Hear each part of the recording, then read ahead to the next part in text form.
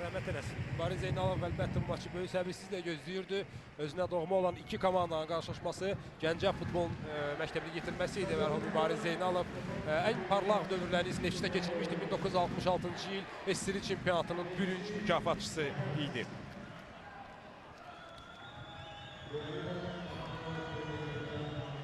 Maça Kəpəz başlayacaq. Demək olar ki, hər şey hazırdır.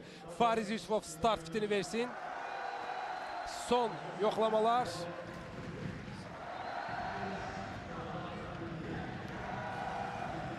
Artıq Neftçi Kəpəz oyununun başlanmasına hər şey hazırdır. Komandalara uğurlar arzulayıram.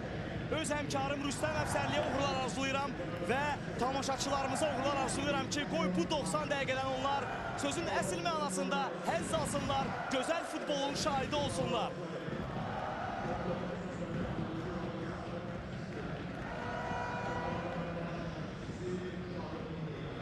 Neftçi üzr istəyirəm, Kəpəz 2 illik fasildən sonra yenidən yüksək Premyer Ligaya qayıtdı. Azərbaycan futbolunun yüksək dəstəsində oynayır. İlk hücum cəhdi qonaqlardan gəldi, amma bu hücum uğursuz alındı. Yeri gəlmişkən qeyd edək ki, bugün ilk bura 3 oyunla start verilir. Paralel bu görüşlə olaraq daha 2 oyun keçirilir. Zirə Azal'la qarşılaşır. Çempionatın debütantı Zirə Azal'ı ilk oyunda qəbul edir. Digər qarşılaşmada isə Xəzər Lənkəran doğma meydanda Bakının Inter klubunu qəbul edəcək. Və bu maçlardan hər hansı bir nəticədə dəyişiklik olarsa, biz operativ olaraq dərhal məlumatı tamaşaçılarımıza çatdıracaq. Mütləq Rüstəm və mən istərdim bizim tamaşaçılarımıza bildirək ki, nədən bu oyunu biz 2 şərtçi ilə aparmağa üstünlüyü verdik. Hörmətli tamaşaçılar, futbol sevərlər, biz bir-birimizin yanında deyilik. Rüstəm Əfsərli mənim həmkarım texniki zonanın yaxınlığında yerləşir və əgər hər hansı bir dəyişiklik, komandaların məşqçilərinin oyunculara tapşırıqları və yaxud da hansısa bir futbolçunun isimli hərəkətlərlə başlanması, ümumən meydanda futbolçular arasında hər bir hansı söhbət baş verərsə, Rüstəm dərhal bunu eşidib bizə məlumat verəcək. Elədir Rüstəm? Mütləq Şəmsəddir, mütləq məlumatları çatdıracağım. Mən hal-hazırda 4-cü hakim Ziya Nəsirovun düz yaxınlığındayım. Məndən bir neçə addım kənarda ise Neftçinin texniki zonası ehtiyat oyuncular skamyası yerləşib. Samir Əliyev komandanın baş məşqçisi düşüncəlidir. Komandanın oyunu diqqətlə izləyir. Hər hansı bir, əlbəttə o komanda futbolçularına, komandasına tapşırıq verərsə dərhal məlumatları mən çatdıracağım. İndi Aqil Məmmədov qapıdan topu meydançaya daxil edəcək. İlk zərbə Kəpəzdən gəldi, amma qeyri-dəqiq alındı. Birinci tura sabah yekun vurulacaq. Daha 2 görüşlə, onlardan biri isə xüsusi maraq doğurur. Təbii ki, bu Qəbələ Qarabağ maçıdır ki, həmin oyunu da hörmətli futbol sevərlər CBC TV vasitəsilə siz canlı yayında izləyə biləcəksiniz. Avrokuboklarda 2 uğurlu komandamız play-offda mübarizə aparacaq. 2 komandanın mübarizəsini izləmək həqiqətən də çox gözəldir. Ümumən biz özümüzü xoşbəxt saya bilərik. İlk turun püşkü olduqca gözəl alınıb. Düşünürəm ki, Rüstəm, sən mənimlə razılaşarsan. Tamamilə sənə razıyam. Ölkənin 2 ən titullu klubu, prinsipial rəqiblər və üstəlik də Avrokuboklarda Azərbaycanı yüksək səviyyədə təmsil edən və hal-hazırda da Avropa Liqasının play-off mərhələsindəki oyunlara hazırlaşan 2 komanda qarşılaşacaq. Qəbələ ilə Qarabağ görüşəcək. Amma hazırda bütün diqqətlər Azərbaycan futbol tarixində ən prinsipial qarşılaşmalardan biri olan, Azərbaycan futbol tarixində ən titullu komandalardan ikisi, yəni Neftçi və Kəpəzin qarşı durmasına yönəlir. Hələ ki, meydanın mərkəzində mübarizə davam edir, çox sıx mübarizə gedir. Qonaqlar Kəpəz komandası səfərdə oynamasına baxmayaraq biz görürük ki, necə istəklidirlər. Hər bir top uğrunda sona qədər mübarizə aparırlar. Bu da onların istəyindən, yaxşı nəticə ilə Bakıdan dönməsindən xəbər verir. Ben dedim ki 4-cü hakim Ziya Nəsirovun yanındayım, amma hakimlər briqadasını təqdim eləyək. O referi oyunu idarə edən Fariz Yusufovdur, ona xətt hakimləri Nahid Əliyev və Niyaz Əmiraslanov kömək edəcəklər. 4-cü hakim bir daha xatladım Ziya Nəsirov. AFFA nümayəndəsi Ramiz Abdullayev, hakim inspektor Murad Məmmədov. Onu da qeyd edək ki, oyundan öncə biz hər iki komandanın toplantısında iştirak etdik. Şərhçiləri yeri gəlmişkən AFFA nümayəndəsi Ramiz Abdullayev dəvət etdi. 2-3 dəqiqə ərzində biz həmin toplantıda iştirak etdik. Bizə olan xüsusi göstərişlər, tapşırıqlar verildi və bu da çox gözəl bir haldır. Yəni bütün dünyada Avropa futbolunda şərhçilərlə bax belə bir ünsiyyət hər iki komandanın iştirakı ilə yaradılır. Bu da Azərbaycanda baş verdi. Məhz bugün bu da çox gözəl bir haldır. Artıq 4-cü dəqiqə Kəpəz çox yüksək temp təklif edib. Mən ondan əvvəl Şahin Diliyevlə müəyyən məsələ ətrafında müzakirə elədik. Kəpəzin baş məşqçisi əlbəttə ki, biz o maçdan əvvəl də buraxışımızda qeyd elədik. Şahin Diliyevin bütün komandalar hər zaman hücuma meyilli futbol göstərməyə çalışıb və görünür də bu da bir komandaya verilən tapşırıqdır. İlk dəqiqələrdən sürətli oynamaq, komandası rəqibə dişini göstərmək və görürük ki, 3-4-5 dəqiqə ərzində daha çox təşəbbüs ümumilikdə Kəpəzin tərəfindədir. Rüstəm, yəqin ki, sən də mənimlə razılaşarsan. Mən düşünürdüm ki, ilk dəqiqələrdən Kəpəz müdafiədə oturacaq və nadir əks hücumlarda özünü sınamağa çalışacaq, uğur qazanmağa can atacaq. Amma bu heç də belə deyil. Mən deyərdim ki, Kəpəz topa sahib olan nisbətində heç də Neftçidən bu dəqiqələrdə geri qalmır.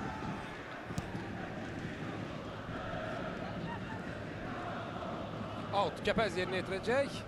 Şəhriyar Rəhimov yan xəttdən topu oyuna daxil edir. Junior orada mübarizə aparır. Kəpəzin həyatına azda 2 junior var. Biri Azərbaycan azarkeşlərinin əvvəlcindən də tanışdığı 7 nömrəli oyuncu Junior Martins və qısaca Juninho kimi biz onu tanıyırdıq.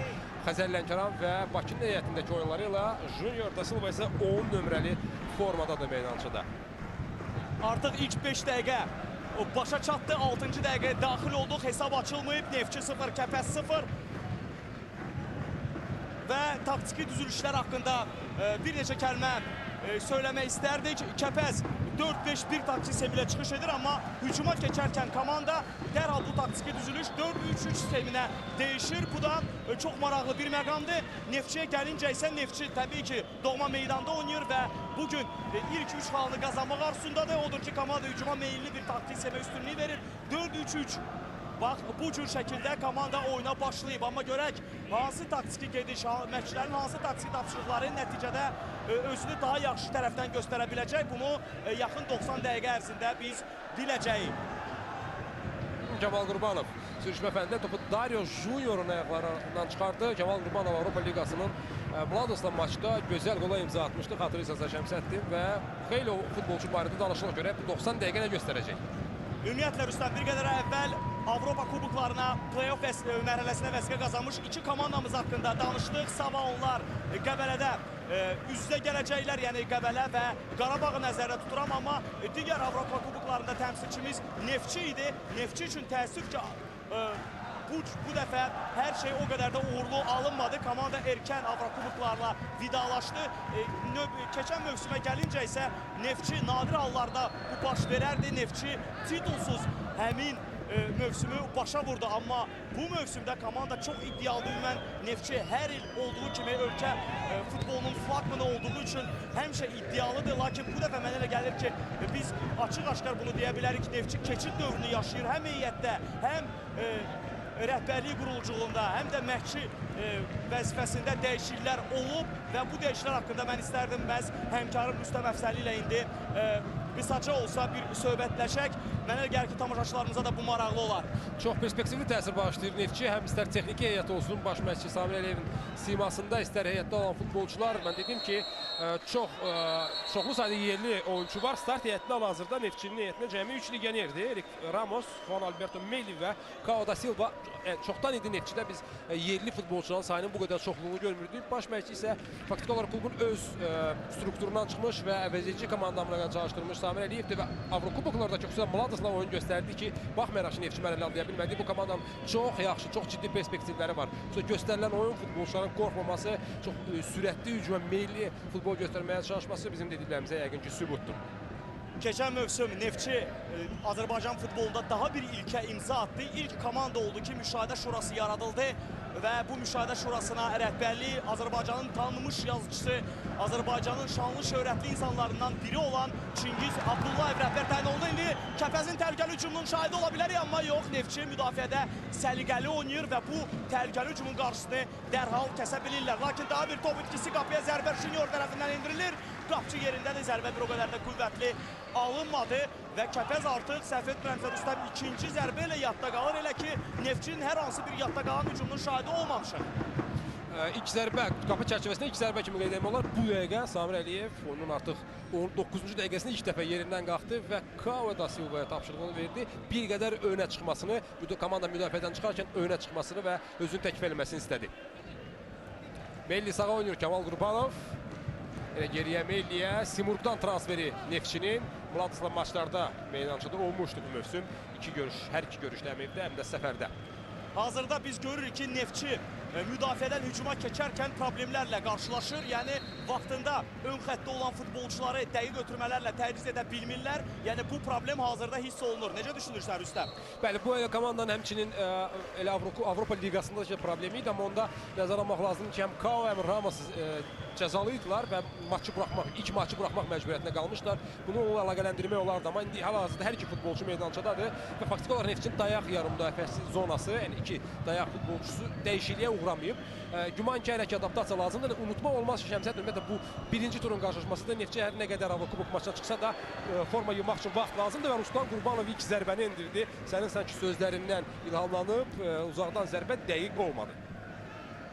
Dəqiq olmadı, amma komanda yoldaşından üzr istəyir, yəni ondan ötürmə gözləyirdilər. Uzaq məsafə olmasına baxmayaraq gənc hücumçu qapıya zərbə vurmaq qərarı verdi, amma bu zərbə o qədər də yaxşı alınmadı onda.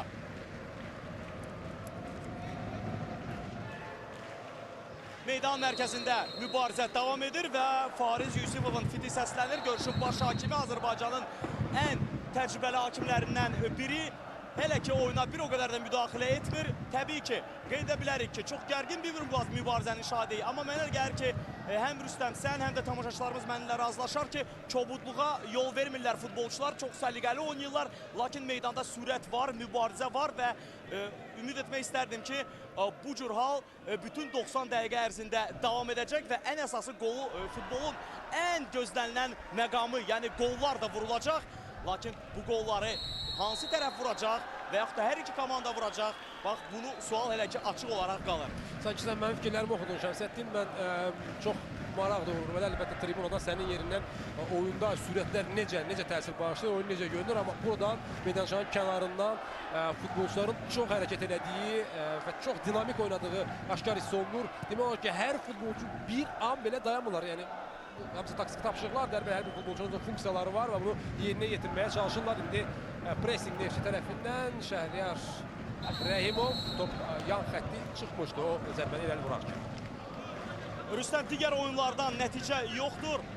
Bir daha qeyd edək ki, paralel olaraq daha iki görüş keçirilir. Zirə Azal və Xəzər Lənkəran Inter. Onu da bildirək ki, bugün Azərbaycanda sadəcə 24-cü futbol çempionatına start verilir və bu mövsümdə də, keçən mövsümdə olduğu kimi reglament dəyişməz olaraq qalır. 10 komanda 4 dövrə çərçivəsində qalibi müəyyənləşdirəcək. Yalnız biz onu qeyd edə bilərik ki, yeni bir debutant var. İlk dəfə ölkə çempionatında Zirə komandası çıxış edir və biz bu komandaya uğurlar arzulayırıq və maraqlıdır bu komandanın oyunlarını da izləmək. Güman edirəm ki, növbəti reportajlarımızda biz Zirənin də canlı maçlarına baxa biləcəyik. Və artıq Zirə Azərbaycan Premyer Liqasında, Topaz Premyer Liqasında ilk qolunu vurub oyunun 5-ci dəqiqəsində Zirə Azal görüşündə Viktor Ibakoye hesab açır. Çox maraqlıdır Viktor Ibakoye məhz bu mövsümün, ötən mövsümün sonunda Azaldan Zirəyə transfer olmuşdur. Həmçinin Xəzər Lənkəran Inter görüşündə də hesab açılıb. 1-0 orada meydan sahibləri Xəzər Lənkəran öndədir. Elnur Cəfərov fərqlənib. Sağ əlləri bizim oyunun başından Neftçi Kəpəz maçından da gol gözləyir. Artıq futbol azarkeşlərimizi təbrik edirik. 24-cü çempionatda ilk 2 golun vurulduğu xəbərini biz alqışlayırıq və ümid edirik ki, səbirsizliklə gözləyirik. Məhz Azərbaycan futbolunun ən prinsipial oyunlarından olan Neftçi Kəpəz görüşündə də biz qollarının şahidi olacaq. Hələlik Neftçi hücumda çox kobud səhvə yol verir. Junior indi sol cinahla irəliləyir.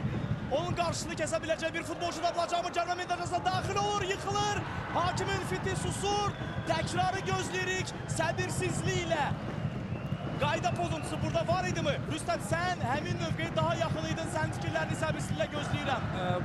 Mənə elə gəldi qayda pozuntusu yox idi. Üstəlik Kəpəzin ehtiyat oyuncular skamyasında çox sakit reaksiya verdi. Şahin Niyeviç demək olar ki, tərpənmədi yerindən. Güman ki, hər hansı bir etirazdan söhbət gedir.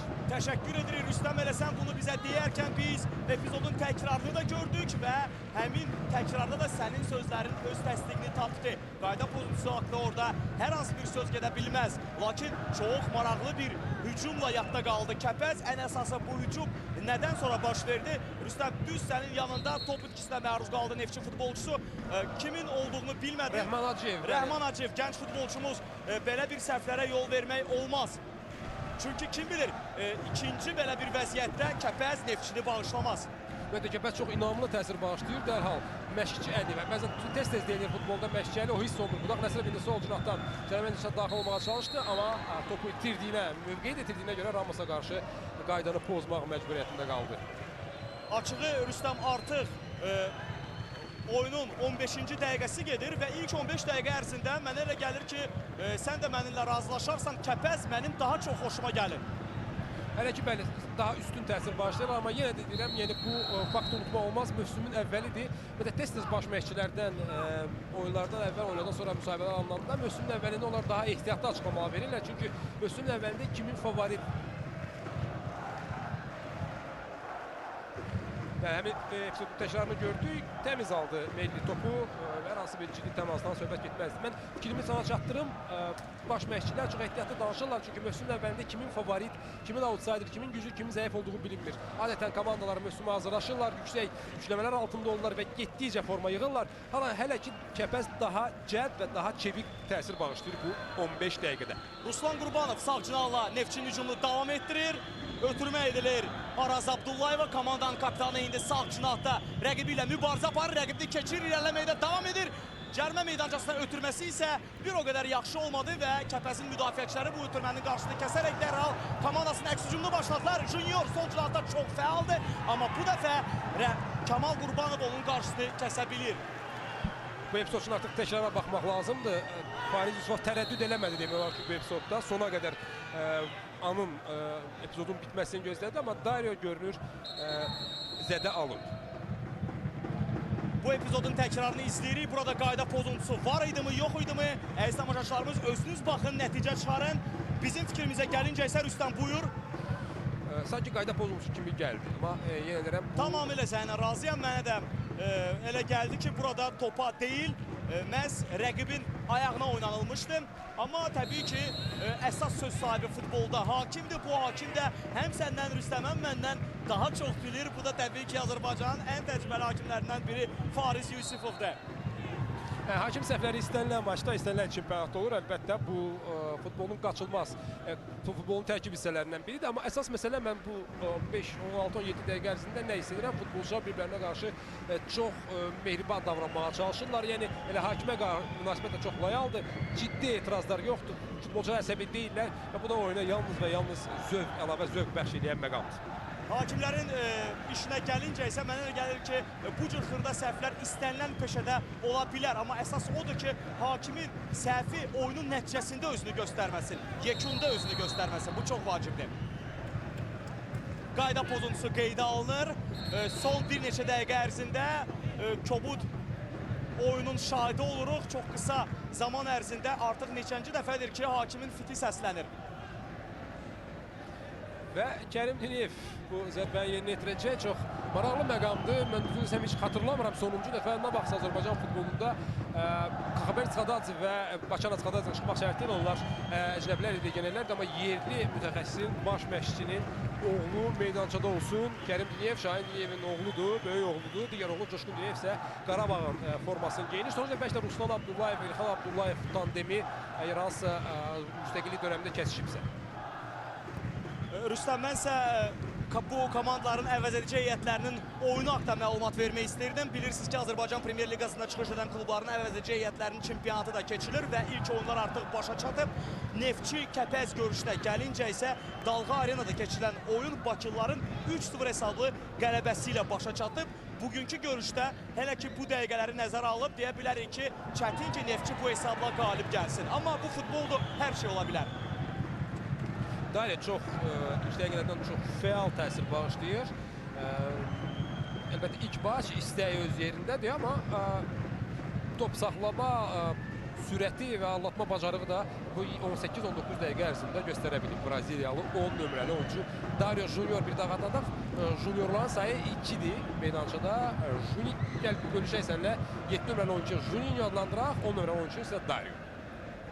Razılaşdıq Rüstəm. Və indi Neftçinin müdafiə olunduğu anlardır. Kəpəz hücumunu davam etdirir, out yerinə yetirildi və həmin o Juninho'dan top meydanı tərk edir. Saç düzümü dəyişilib Juninho'nun. Əvvəl daha çox saçlı idi. Xəzər Lənkəran və Bakının heyətində olarkən. Kəpəzin heyətində hələ ki Ukraynalı hücumçu Aleksandr Siddik bir o qədər də fəal görünmür. Ola bilsin ki, onu istənilən kimi topla təchiz edə bilmirlər yarım müdafiəçilər. Amma qeyd edək ki, bu olduqca təcrübəli, güclü və qol vurmaq bacarığına malik olan bir hücumçudur. Sonuncu mövsümü də Ukrayna Premyer Liqasında Donetsk Olimpikində keçirib. Neftçinin kapitanı Sağcınalı indi irəliyir. Araz Abdullayevdan gözəl hərəkətlər, amma topu özündən bir qədər uzağı buraxdı. Lakin bunun səbəbi rəqib müdafiəçi idi. Hakimlər bu hücumun sonunda künc zərbəsi təyin edirlər. Araz Abdullayev korneri yerinə yetirəcək. Yavaş-yavaş mərkəz müdafiəçilər, Neftçinin mərkəz müdafiəçiləri rəqibin cərmə meydançasına üz tuturlar və gəlin görək bu standart vəziyyət nə ilə nəticələnəcək. Araz Abdullayevin ötürməsi, qapıya zərbə olacaq mı xeyr müdafiəçilər? Tərlan Quliyev idi bu təhlükəni uzaqlaşdıran, amma orada qayda da pozulmuşdu. Aylton və Ruslan Qurbanovdan hansısa biri Tərlan Quliyevə qarşı köpüdə oynamışdı, qaydalar çərçivəsindən kənara çıxmışdı. Hava mübarizəsi zamanı hakimin fikrincə qayda pozulmuşdu. Bu da epizodun təkrarı. Dərhal ani bir vaxt keçdikdən sonra dərhal epizodların təkrarı bizə təqdim olunur. Bir daha buna görə yayım rejissorumuza təşəkkürümüzü bildiririk. Ümid edirik ki, bütün 90 dəqiqə ərzində belə olacaq. İlk dəfə Azərbaycan çempionatı CBC TV vasitəsilə tamaşaçılara təqdim olunur. Ümid edirik ki, bu çempionat olduqca çoxlu sayda maraqlı, gərgin, ən əsası isə qollu oyunlarla yadda qalacaq. Və biz mən Şəmsəddin Abbasov və həmkarım Rüstəm Əfsərli bütün bunları sizə tam gözəl bir şəkildə çatdıra biləcəyik. Cərmə zərbəsini yerinə yetirir Kəpəz. Topun arxasında Juninho'da. Kəpəzdən 5 futbolçu 6-cı dora yaxınlaşır. Cərmə meydançası ətrafının dəvərindədir. Onlar yəqin götürmədən sonra daxil olacaqlar içəri. Budaq Nəsirov isə ikinci top üçün dayanıb.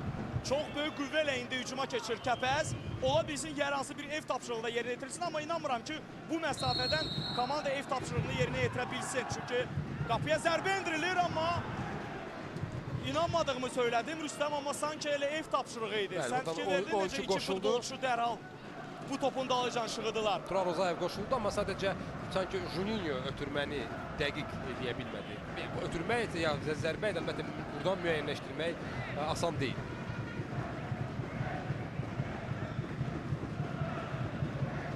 Neftçi hücumunu başlayır. Juan Alberto Melli topladı. Araz Abdullayev qısa ötürmələrlə mərkəzi keçməyə çalışdılar. Alınmadı. Kəpəz topu ələ keçirdi. Juninho'nun uzaq ötürməsi Sağcınaha, amma burada onun həmvətəni Junior topu ələ keçirə bilmədi və fikirlərsənsə Rüstəm, artıq onlar cinahları dəyişiblər. Və əgər ilk bir neçə dəqiqə ərzində biz Junior'u sol cinahda görürdüksə, Juninho'nu sağda, indi onlar yerlərini dəyişiblər. Junior artıq sol cinahda sənə daha yaxın bir mövqedə mübarizə aparır. Bəli, hücumun sağında oynayır Dario Junior, 10 nömrəli oyuncu. Sol cinahda isə Turan Rzayevdir. Juninho mövqeyi hücumçunun arxasındadır. İki halda hücumçu sahaya təkdir. Aleksandr Siddik. Autu Kəpəz futbolçuları yerinə yetirəcəklər. Onu da bildirim ki, azarkeşlər olduqca fəaldılar və Neftçi Kəpəz oyununda Kəpəz azarkeşlərini görmək də çox gözəl bir haldır. Gəncəli azarkeşlər sanki darıxmışdılar bu oyun üçün. Bu cür oyunlar üçün qarşıda isə Qarabağ Kəpəz kimi bir oyunda var. Və mənə çox maraqlı olacaq Qəbələ Kəpəz görüşünü də izləmək.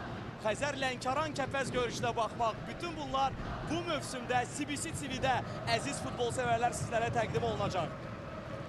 Kəpəz daha bir hücum başlamaya çalışır. Turan Rzayev, ona qarşı Kamal Bayramov qaydanı pozdu. Dərhal başladı Dario Junior. Tərəf gəldi top, mübarizə aparır futbolçu ilə. Kavə sürət yığmağa çalışır, amma çox eləmək mümkün olmayacaq. Qarşısını aldılar. Köbut səhvi yol verir və təhlükə ola bilər. Kəpəzin sağdan hücumu Dario Junior.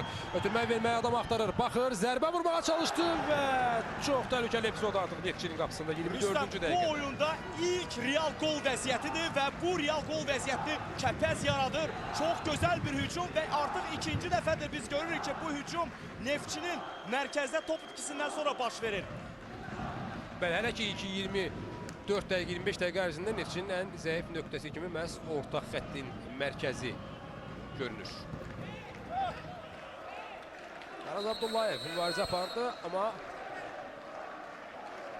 topu komanda yoldaşına qazandıra bilmədi. İndi su fasiləsi elan olundu 24-cü dəqiqədə. Bakıda hava əlbəttə bir neçə gün əvvəllə müqayisədə daha sərindir, amma yenə də futbolçuların daha rahat, daha komfort oynaması üçün su fasiləsi verdi Fariz Yusufov. İndi futbolçuya yavaş-yavaş yaxınlaşırlar. Rüstəm, mənim sənə bir sualım olacaq. Mən biraz yüksəkdəyəm və burada küləkli bir hava var. Yəni sərindir, o qədər də isti deyil. Amma sən meydana yaxın bir nöqtədəsən. Həqiqətənmi belə istidir? Yəni buna ehtiyac var idimi? Güman ki, əlbəttə hakimlər bundan daha yaxşı bilirlər. Onlar həm meydançadılar, özləri də futbolçularla birgə qaçırlar. Futbolçuların hansı anda yorulduğunu, suya ehtiyacı olduğunu hiss edirlər. Güman ki, yalnız 1-2 həftə ərzində belə olacaq. Sonradan artıq havalar sərinləşdikcə su fasilələri də yekunlaşacaq. İndi Samir Əliyevin ətrafında, həmçinin onun tərcüməsi Tural Piriyevin ətrafında yerli və əcəbi futbolçular toplaşıblar. Ramos burada var, Meli, Araz Abdullayev, Kaue, Ailton, Elvin Bədəlov da gəlib çıxıb. Diqqət edilir, hər üç orta xəttin Rəhman Aziyev çıxmaq şərtlə Kaue və Ramos yaxındadır. Turalla və həmçinin Samir Əliyev söhbətləşirlər burada. Güman ki, Samir Əliyev elə həmin orta xəttdəki itkilərə diqqət yetirdi və bunu təkrarlamamağı tövsiyə edir futbolçularına.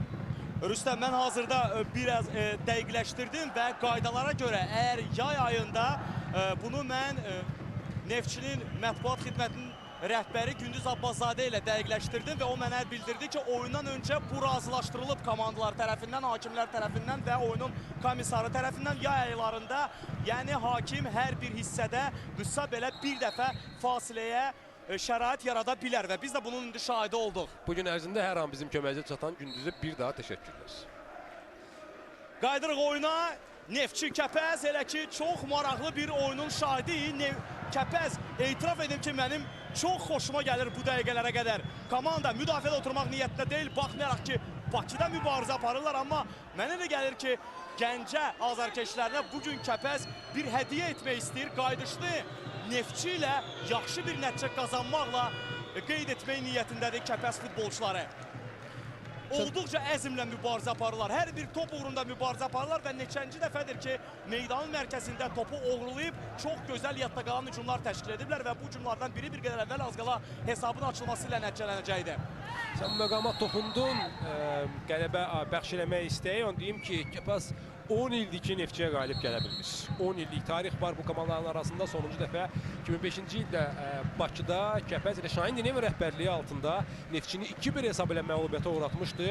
O gün bugün Neftçinin ardıcıl qələbələri var və hətta bu qələbələrin əksəriyyəti böyük hesablıdır. Şahin Dinev indi Kəpəzə dönüb və bu seriyanı da qırmaq niyyətindədir. Neftçinin indi hücumunu izləyəcəyi, cərimə zərbəsi yerinə yetiriləcək. Topun arxasında Araz Abdullayev da bütün standart vəziyyətləri komandanın kapitanı özü yerinə yetirir. Hava ötürməsi cərimə meydançasına göndərildi top, amma hər hansı bir təhlükəli zərbə ilə və yaxud da təhlükəli bir məqamla bu hücum başa çatmadı və dərhal Kəpəz topu ələ keçirir. Junior irəliyir sol cinahda. Siti qaçıldı, amma ana ötürməni tələsdi biraz Junior. Mənə elə gəlir tələsdi Rüstəm. Sən elə düşünmədin ki, razıyam. Bu hücumu daha səliqəli bir şəkildə davam etdirmək lazım idi. Sitnik hərəkət eləməyə çalışır, hərəkət olmağa çalışır, amma ən azı mənim burada olduğum mövqedən elə görünür ki, əlbəttə biraz ona çətinliklə başa gəlir. Bir qədər artıq çəkisində olduğu görünür Aleksandr Sitnik'in. Rüstəm, paralel keçən oyunlarda qol xəbər varmı? Mən məlumatı dərhal dəqiqləşdirəndən sonra əlbəttə ki, tamaşaçılarımıza və sənə şəmsiyyətini çatdıracağım. Mütləq səndən gözləyirik, çünki bizə Topaz Premyer Liqasında çıxış edən bütün komandaların nəticələri maraqlıdır. Həm bizə, həm bizim futbol sevərlərə, amma unutmayaq ki, birinci turun ən maraqla gözlənilən qarşılaşmalarından biri CBC televiziyası vasitəsilə yayımlanır və bu Neftçi Kəpəz görüşüdür. Sabahsa biz Qəbələyə yollanırıq və çox maraqlı bir oyunun şahidi olacağıq. Qəbələ Qarabağ. Paralel keçən oyunlarda Xəzər Lənkəran Interə elə əvvəlcək 1-0 hesab ilə qalib gəlir. Zirə Azal görüşündə hesab elə ki dəyişməyib. 1-0 Zirə irəlidədir. Erik Ramos indi hücumun səmtini sol cinaha dəyişmək istədi, amma müdafiədə hələ ki Kəpəz səhvsiz oynayır. Və onu da qeyd edim ki, Kəpəz futbolçuları meydanın mərkəzində olduqca gözəl bir şəkildə bir-birlərini anlayırlar, mövqelərini dəyişirlər çox tez-tez və bu mövqe dəyişirləri də Neftçi futbolçularını çox böyük problemlərlə üzləşdirir. Fikir verdinsə Rüstəm, bir qədər əvvəlki o təhlükəli hücum zamanı birdən-birə hücumun mərkəzində Junior oldu. Aleksandr Sitniksa sol cinahla irəliləməyə başladı. Bütün bunlar, bu yer dəyişmələr müdafiə xəttində olan Neftçi futbolçularını çaşbaş salır. Elə deyilmi Rüstəm? Tamam razıyam. Həmçinin bir daha qeyd etmək istəyirəm. Şahin Diniyevin komandasının oynadığı meydançıda Şahin Diniyevin komandasının olduğu aşkar görünür. Ben dedim Neftçi Kəpəz qalib gələ bilmir Neftçiyə artıq 10 ildir ki və qayıdışı qələbə ilə qeyd edilmək istəyirlər. Bu komandalar arasında ilk qarşılaşma hələ 1968-ci il aprelin 1-də başlayır və bu zarafat deyil. 1968-ci il Siril çempionatının yüksək liqasında ilk və yeganə haldır ki, birdən-birə Azərbaycanın iki klubu Siril çempionatının yüksək liqasında oynayırdı. Onlar Dinamo Kirovabad adlanırdı Kəpəz və Bakıda keçirilən qarşılaşmada Neftçinin 1-0 hesablı qələbəsi var idi. Yeganə qolu Anatoli Banişevski vurmuşdu bizim mərhum forvardımız. Gəncədəki görüşdə isə Dinamo, yəni Kəpəz 3-1 hesabı ilə qələbə qazanmışdı. O vaxtdan bəri həm Kəpəzin adı dəyişdi, Dinamodan Kəpəzə keçid aldıq və ən əsası Kəpəzin təmsil etdiyi doğma şəhər öz tarixi adına yenidən qayıtdı. Gəncənin Kəpəz komandası ölkə çempionatının 24-cü ölkə çempionatında yenidən Neftçi ilə üz-üzə gəlir və bu qarşılaşmanı izləmək həqiqətən də çox maraqlıdır. Keçən əsrin 60-cı illərindən qaymaqlanan tarixi bir qarşılaşmanın Azərbaycan futbolunun ən prinsipial görüşlərindən biri olan Neftçi Kəpəz görüşünü izləmək həqiqətən də çox xoşdur və qeyd edin ki, müstəqil Azərbaycanın tarixində bu komandalar arasında ilk oyunda səhv etmirəmsə Rüstəm məhz Kəpəz qalib gəlmişdi. Bəli, 1992-ci ildə sentyabrın 9-da başlayan oyunda Gəncədə Kəpəz 1-0 hesabı ilə qələbə qazanmışdı. Ümumiyyətlə bu komandalar arasında 40-cı yubileyi qarşılaşması da Neftçinin 19 qələbəsi, Kəpəzin 15 qələbəsi var. 5 oyun isə heç-heçə nəticələnib. Künc zərbəsini yerinə yetirəcək indi Juninho, Kəpəzin Braziliyalı futbolçusu. Maraqlıdır, standart vəziyyətləri hər iki komandada eyni rəqəm daşıyan futbolçu yerinə yetirir. Ötürmə, müdafiəçilər indi diqqətli olmalıdırlar. Qayda pozuntusu yoxdur, yenidə top Juniordadır, sağ cinahdan daha bir an ötürməsi qapıya və... Top dirəyə dəyir. Qapı tirinə dəydi top. Aqil Məmmədova da Allah'ta öz trayektoriyasıyla yəqin ki, Junior'un fikri əlbəttə məqsədi burada cərəyan öncəsində ötürmə idi, amma top ayaqdan çıxdı, amma təhlükə yarattı. Və bu dəfə Neftçini qapı dirəyi qoldan xilas etdi. Bir qədər əvvəl Kəpəz futbolçularının o qədər də inamlı oynamaması, indi isə qapı dirəyi 3-cü hal artıq mənə elə gəlir ki, burada bəxt də meydan sahiblərindən üz döndürə bilər. Odur ki, Samir Əliyev nə isə dəyişməlidir, nə isə etməlidir. Yeri gəlmişkən Rüstəm, Samir Əliyev sənin yanındadır. Nə isə eşitdin, hansı bir reaksiyasını onun gördün, bunu indi öyrənmək olduqca maraqlıdır. Samir Əliyev təmkinlə maçı izləyir, çox sakit formada. Komandasının arxayındır, köməkçiləri ilə hər an müzakirə edirlər. Yəqin ki, hələ ki, ümumilikdə komandanın göstərdiyi oyundan razıdır və yaxud bəlkə də tapşırıqlarını fasiləyə saxlayıb, o qədər də emosional təsir bağışlamır. Şahin Dinev isə maçın əvvəlindən demək olaraq oturmayıb. Onun da belə yüksək emosional göstərdiyini demək olmaz, amma o daha həyəcanlı görünür. Siddiq indi təhlükəli ola bilər. Bitirdi anını, başa düşmədim nə baş verdi o epizodda. Yan hakimə baxdı. Neftçi futbolçulara etiraz edirlər, offside var idi, yox idi deyə. Burada elə bir məqam yaşandı ki, bir anlıq Kəpəz futbolçuları da sanki oyunun davam etməsinə inanmadılar. Bəli, və mən deyərdim ki, Siddiqin yenidən həmin o tam fiziki olaraq ideal formada olmaması bu epizodda bariz özünü göstərdi. Amma mən qeyd edərdim ki, Aleksandr Siddiq kimi təcrübəli hücumçu burada özünü itirməməli idi. Künc zərbəsi yerinə yetirildi, hücum dəf edilir və yeri gəlmişkən paralel keçən oyundan qol xəbəri var. Rüstəm Xəzər Lənkəran artıq Interin qapısından ikinci topu keçirdi. Nəzərə alsaq ki, Xəzər Lənkəran ümumiyyətlə avqustun 31-nə qədər transfer qadağası olduğuna görə yeni transferlərindən istifadə yararlana bilmir.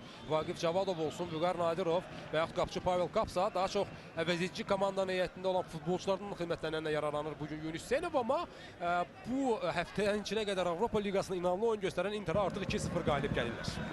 Ola bilsin ki, Atletik Bilbao ilə oyun da Interin qalan gücünü də aldı. Həm mənəvi gücdən mən bəhs edirəm. Burada tək fiziki gücü nəzərdə tutmuram. Artıq bizim hamımızın bildiyimiz məsələlər var. Maliyyə problemi var Interdə və bütün bunlar futbolçulara təsir etməyə bilməz. Necə düşünürsən Rüstəm? Əlbəttə, üstəlik mövsüm erkən başladı Inter üçün 3 ağır rəqib, ikisini keçdiyi çox uğurlu çıxış elədi. Atletik Bilbao isə ümumiyyətlə hər gün Azərbaycan klublarının qarşılaşdığı səviyyədə komandalardan deyil. 2 gün sonra da, 3 gün sonra da maça çıxmaq öz təsirini göstərir. Oyundan kənar vəziyyət burada qeydə alınır Neftçi futbolçularında. Sadə bir epizodda out'u yerinə yetirərkən diqqətsizliyə mənə elə gəlir ki, yol verdilər və nəticədə dərhal imkan yaratdılar ki, Kəpəz futbolçuları süni oyundan kənar vəziyyət yaratsınlar. Sərbəst zərbəni yerinə yetirir Kəpəz futbolçuları. İrəliyə uzun bir ötürmə və bu da başa düşüləndir. Mənə maraqlı gəldi, nədən bu ötürmələrdən çox az bir sayda istifadə edir Kəpəz komandası. Belə ki, Aleksandr Sitnik çox uca boydur və fiziki cəhətdən Neftçi futbolçu müdafiəçiləri ilə hava mübarizələrində topu hər zaman olmasa da, amma ən azı bir dəfədən bir qazana bilər. Lakin bu ötürmələr ona hava ilə edilmir, elə yerlə. Qısa ötürmələrlə oynamağa üstünlük verir Gəncənin Kəpəz komandası bu dəqiqəyə qədər. İndi Araz Abdullayev və Rəhman Hacıyev ikisindən biri cərimə zərbəsi yerinə yetirəcəklər. Təhlükəli ola bilər. Ev tapşırığına bənzəyir. Araz Melyanlı da Araz ötürmə verdi Rəhman Hacıyevə sağdan. Onun baxdı, ötürməsini verir. İlk topda Tərlan Quliyevdir və Daryo'dan sonradan komandası yoldaşlarını sığortalayıb topu çıxarır. Kəpəz çıxdı birgə, süni ofsayd yaradırlar. Neftçi isə tələsmir. Melli. Və onu da qeyd etmək istərdim ki, bu hücum zamanı Kəpəz bütün heyətlə müdafiə olunurdu. Daha bir ötürmə, topa Kava çatacaqmı? Çatır, topu qəbul edir, ötürməsini edir, qapıya zərbə Ruslan Qurbanov. Və çox gözəl oynayır Tadas Simaitis. Kəpəzin transferi, Litvanlı qalkiper. Burada müdafiəçilərə də top dəydi. Zərbədən sonra topun sürəti biraz azaldı, amma trayektoriyası dəyişdi. Qapçını çaşdırdı bu vəziyyət, amma qapçı çox gözəl bir reaksiya göstərdi. Bir daha izləyək və komandasını real qoldan xilas elədi. Hücum davam edir. Neftçi təzyiqi artırmağa çalışır və bu da başa düşüləndi. Oyunun 36-cı dəqiqəsi gedir. Neftçi doğma meydanda Gəncənin Kəpəz komandasını qəbul edir. Hesab 0-0'dir və gəlin bu hücumun sonunda görək hesab dəyişəcəkmi? Ötürmə edilir. Və birinci topda yenə Tərlan Quliyevdir. Artıq üçüncü dəfədə ardıcıl cərimə və ikinci cərimələrindən sonra Tərlan Quliyev yuxarıda heç kimə imkan vermir ki, topa toxunsun. Rüstəm bir məqamında şahidi mən oldum indi. Yox, burada təhlükəli bir şey yoxdur. Kəpəzin qalkibiri topu dərhal qapısını bir qədər tərk edib tutur. Fikir verdinizsə artıq standart vəziyyətləri Neftçidə Araz Abdullayev deyil, Rəhman Hacıyev yerinə yetirməyə başladı. Bu da ola bilər ki, məşqçinin tapşırığıdır. Çünki ilk dəqiqələrdən bütün künc zərbələri və digər standart vəziyyətləri, cərimə zərbələrini məhz Araz Abdullayev komandanın kapitanı yerinə yetirirdi. Araz Solakay futbolçudur, Rəhman Hacıyev sağ ayaqlı oyuncudur. Güman ki, bu müxtəlif vaxtlarda onlar dəyişirlər ötürmənin yönünü, trayektoriyasını dəyişmək üçün. Kava topladı. Mən qeyd edərdim ki, Kava və Ramos bu oyunda onlardan çox şey asılıdır. Məhz Neftçinin müdafiədən hücuma keçməsinə bu futbolçular cavab etdilər. Amma artıq neçənci dəfədir ki, biz görürdük ki, belə olan halda onlar top itkisinə məruz qalırdılar. Düzdür, indi Kava daha çox sol cinal oynamağa başladı. Bir rəqibli keçir, Araz Abdullayevlə oynayır. Araz hücumu davam edir, amma oyunu özlərinə çox götürdü, çox irəlilədi və itirdi nəticədə topu. Junior indi sürəti qımsa acınaqda, onun qarşısına Elvin Bədalov topu özündən çox irəli atdı və Elvin Bədalov vaxtında özünü yetirib topu yan xəttdən çıxarır. Artıq birinci hissə getdikcə başa çatmaq üzrədir və mən qeyd edim ki, hörmətli tamaşaçılar, fasilədə ilk hissədə ən yadda qalan epizodlar, ən maraqlı anları təkrarən sizinlə birgə gözəl bir şəkildə, gözəl bir yayımla izləyə biləcəyik. Odur ki, fasilədə belə bizdən ayrılmısınız. Bugün biz Azərbaycan futbolundan zövq alırıq. Sizinlə birgə Neftçi Kəpəz oyunundayıq. Sabah isə Qəbələyə yollanacağıq və Qəbələ-Qarabağ oyununa birgə tamaşa edəcəyik. CBC televiziyası bu mövsüm ərzində rəsmən ölkə ərazisində Azərbaycan Premyer Liqasının bütün oyunlarının ekskluziv yayım hüququna sahib çıxıb AFFA və PFL-in təşkil etdiyi tenderda qalib gəlməklə və ümid edirik ki, göstərilən bütün bu yayım işləri, aparılan bütün bu işlər nəticədə siz, əziz Azərbaycan tamaşaçısı, əziz Azərbaycan futbol sevərini razı salacaq. 39-cu dəqiqə Neftçi Kəpəz qarşılaşmasında bir qədər temp düşdü ilk dəqiqələrlə müqayisədə. Futbolcular sanki bir qədər nəfəs dərməyə çalışırlar. Kəpəzin ilk dəqiqəlerdəki sürətli oyundan bir qədər səngidiyini görürük. Neftçinin azacıq üstünlüyü ələ almağa çalışdığını da həmçinin meydançıda biz şahidi oluruq. Bütün reportaj bu əlbəttə biz bu barədə danışacağıq. Yenə də futbolçuların ifasında hansısa çatışmazlıqlar biz görə biləcəyik. Fiziki cəhətdən ola bilər, bəzi oyuncular çatdırmasın, ümumi komandanın yaxşı təsir bağışlamadığını görə bilərik. Amma hər zaman yenə də unutmaq lazım deyil ki, bu ilk turun qarşılaşmasıdır və komandalar, futbolçular yavaş-yavaş mövsüm gedişində forma yığırlar. Şəhriyar Əliyev indi uzun oynadı. Sənin Şəmsəddin dediyin kimi Sidniqə tərəf, amma Sidniq Bədəlovla mübarizədən məğlub ayrılır. Kaue topladı. Onu 2 nəfər hücum elədi. Araz Abdullayevlə oynamağa çalışdılar, amma Kaue sona qədər irəliləmədi. Və qaydan da Araz Abdullayev Şəhriyar Rahimova qarşı pozdu. Dərhal da sarı vərəqə oyunun 40-cı dəqiqəsində ilk sarı vərəqə qeydlərimizi aparaq Araz Abdullayevə göstərilir. Araz Abdullayev, Neftçinin kapitanı, bu oyunda ilk cəzalanan futbolçu olur. Təbii ki, Arazdan Neftçi azarkeşləri çox şey gözləyirlər. Belə ki, komandanın uzun illər aparıcı futbolçuları olan Braziliyalı Flavinho, Sierra Leone'lı Julio Svobay və qapçı Serbiyalı Saša Staminkoviçin gedişindən sonra komandanın lideri, əsas təkan verici qüvvəsi məhz Araz Abdullayev olub və təbii ki, azarkeşlər də onun oyundan çox şey gözləyirlər. Və məhz buna görə də Araz Abdullayev kapitan sarısı ona həvalə olunub və artıq biz görürük ki, meydanda da komanda yoldaşları ilə ünsiyyətdə də o özünü peşəkar kimi, kapitan kimi aparır. Amma sərt oyundan mənə gəlir ki, Araz bir qədər çəkinməlidir. Çünki onun bu sərtliyi digər gənc komanda yoldaşlarına da keçə bilər və nəticədə komanda azlıqda da meydanda qala bilər. Qurbanov geriyə doğru çox riskli ötürmə elədi. Adətən cina müdafiəçilərinə belə ötürmələr vermək tövsiyə olunmur, amma top da Kəpəzə düşdü. İndi Kəpəz hücum başlamağa çalışacaq. Mərkəz müdafiəçi Şəhriyar Əliyev Dayo Junior tapdı sağ cinahda. Kərim Diniyev qoşulur. Kərim Diniyev baxdı. Sol ayağı ilə sol cinaha uzun ötürmə. Tural Rzayev topa çata bilmədi. Görüşün 41-ci dəqiqəsi gedir. Dəqiqələr ötdükcə artıq ilk hissənin sonuna yaxınlaşırıq. Neftçi Kəpəz görüşündə hesab açılmayıb. Rüstəm, mən Şahin Diniyevi indi gördüm. O komandasının oyuncularından kimisə alqışlayırdı, amma nə söylədiyini eşitmədim. Yəqin sən eşidərdin. Düzünü desəm, mən də həmin anı görə bilmədim hal-hazırda. Digər maçın nəticələrini yoxlayırdım. Xəzər Lənkəran Interi 2-0 hesab ilə məğlub edir 40-cı dəqiqədə. Zira Azal görüşündə hesab 1-0 meydan sahiblərinin xeyrinədir. Sağ cinahla Kəpəzin hücumu davam edir. Sidniqin cərmə nəticəsində topladı, amma müdafiəçi özünü yetirir. Dario Junior cərmə nəticəsi daxil oldu. Ötürməsi və heç kim yoxdur.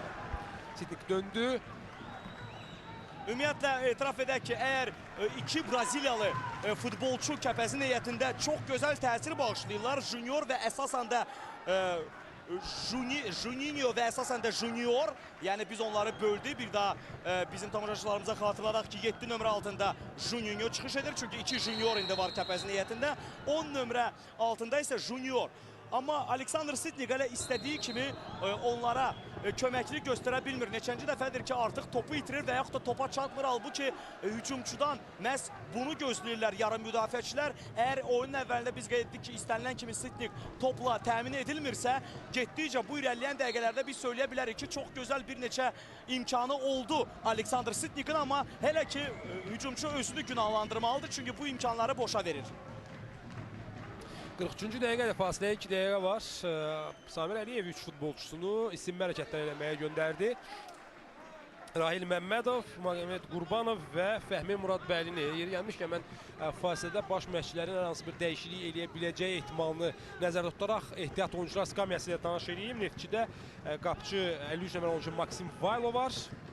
4 nömrə Rahil Məmmədov, 8 Elşən Abdullayev, 14 Magomed Qurbanov, 19 Fəhmin Muradbəyli, 22 Mirabdullah Abbasov, 27 Məqsəd İsayev. Kəpəzdə isə qapçı 1 nömrə oyuncu Əyyub Əliyev, 23 Tural Nərimanov, 4 İlvin Cəbrayıllı, 6 Ceyhun Cavadov, 27 Bəxtiyar Sultanov, 9 Murad Ağakiyev və 15 Azad Kərimov. Rüstəm, sənin fikrincə Neftçidə hücumu gücləndirmək üçün Samir Əliyev bu ehtiyatda olan futbolçulardan ikinci hissədə kimi meydana buraxa bilər? Şübhəsiz ki, Məhəmməd Qurbanov arazda meydana çıxmağa ən real namizəddir. Həmçinin Elşən Abdullayev da Mladisla oyunda özünü çox yaxşı tərəfdən göstərmişdi. Ötən mövsümdə zaman-zaman start heyətində yer alan futbolçuydu. Amma mən düzünü desəm, fasilədə artıq Samir Əliyevin hesab əgər bu sonuncu dəqiqələrə qədər dəyişməsə, fasiləyə qədər dəyişməsə, hər hansı bir əvəz etməyə əl atacağını gözləmirəm. Eyni ilə də eyni sözlər də Kəpəzin baş məşqçisi Şahin Diniyev haqqında demək olar. Araz Abdullayev indi sağ cinahdan topu qəbul edir, amma rəqibini keçməyə cəhd göstərsə də cəhdi uğurlu alınmadı. Lakin Neftçi topu özündə saxlaya bildi və indi mərkəz müdafiəçi Juan Alberto Melli hücuma qoşulur. Ruslan Qurbanovla oynayır. Araz Abdullayevin cərimə meydançasına ötürməsi bir o qədər də dəqiq alınmadı və burada qaydanı pozur Samir Məsimov. Burada oyundan kənar vəziyyət qeydə alındı. Samir Məsimov ofsaytda idi, Həm hakim bayrağını qaldırmışdı. Deməli, qayda pozuntusu yox idi. Mənə sanki gəldi ki, Samir Məsimov mübarizə apararkən qaydanı pozmuşdu. Bu isə Rüstəm sarı vərəqənin göstərilmə anıdır. Məhz buna görə Şəhriyar Əliyeva sarı vərəqə. Şəhriyar Əliyeva oyunda ikinci sarı vərəqə göstərildi. Yəni Şəhriyar Əliyeva ikinci sarı vərəqə göstərilmədi. Gəncə azarkeşləri, Kəpəz azarkeşləri narahat olmasınlar. Sadəcə oyun ərzində ikinci sarı vərəqədir. Belə ki, ilk sarı vərəqəni Neftçinin kapitanı biraz əvvəl Araz Abdullayev qazanmışdı. Ramos ən yaxşı vaxtlarındakı kimi iki mərkəz müdafiəçisinin arasına düşüb və oyunu başlamağa çalışdı. Qayda pozuntusu orada Tural Axundov Samir Məsimova qarşı qaydanı Biz bir qədər əvvəl Rüstəm səninlə Neftçidən gedən futbolçular haqqında danışdıq. Amma mənə elə gəlir ki, sən də mənimlə razılaşarsan. Neftçidə hazırda bax bu oyunda Flavinio'nun yeri hiss olunur. Flavinio mən deyərdim ki, ən yaxşı vaxtlarının bəlkə də yeri hiss olunur. Çünki sonuncu mövsümdə əlbəttə ümumi potensialından çox aşağı çıxış eləmişdi. Yaşı da öz sözünü deyirdi və görünür də rəhbərliyin onunla yollarını ayırmasının və müqaviləni uzatmaq istəməsinin səbəblərindən biri də elə bu idi. Tamamilə səninlə razıyam, ancaq yeni mövsümdən Neftçi yeni bir siyasətə üstünlük verib, gəncləşdirilmə siyasətinə öz futbolçularına üstünlük verirlər və indi qapıya zərbə olacaqmı? Gözəl bir keçid, Araz Abdullayevin zərbəsi qapçı yerindədir. Tadas Simaitis o qədər də qüvvətli olmayan, amma hiləgər bir zərbədən sonra topu tuta bildi. Çünki düzgün mövqe seçmişdi. Samir Əliyev indi nə düşünür? Mənim futbol oynayan vaxtlarım olsaydı, ay Araz, mən bunu tam başqa cür vurardım. Özü də 7 nömrə altında oynuyordu Neftçidə vaxtı ilə, yadındadırsa. Bəli, bəli. Simaitis ikinci dəfə qoşuldu oyuna və mənə ki, inamlı təsir bağışlayır Litvalı golkiper. Erik Ramos indi topu oyuna daxil edir və bununla da birinci hissə başa çatır. Əziz futbol sevərlər, 24-cü ölkə çempionatının birinci turunun maraqla gözlənilən qarşılaşmasından biri Neftçi Kəpəz oyununda fasilə elan olunur. Biz də qısa bir fasilə ayrılacaq, amma olduqca qısa bir fasilədən sonra ilk hissədə yadda qalan ən maraqlı epizodları, mübahisəli anları sizinlə birgə izləyəcəyik. Bizdən ayrılmayın.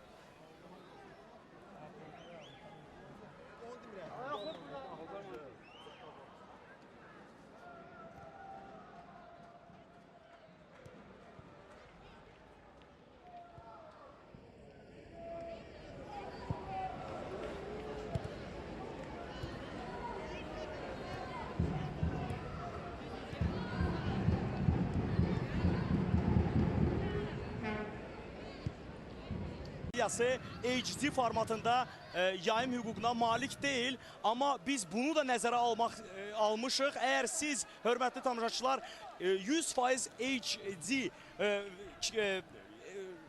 formatında bu oyunu izləmək istəyirsinizsə, bunun üçün göstərilən bax bu elektron ünvana daxil ola bilərsiniz, internet saytımıza daxil ola bilərsiniz və inanın ki, məhz bizim şərhimizlə 100% gözəl, müasir HD görüntüsünə cavab verən hər bir nə varsa həmin sayta daxil olmaqla həmin görüntünü əldə edə bilərsiniz.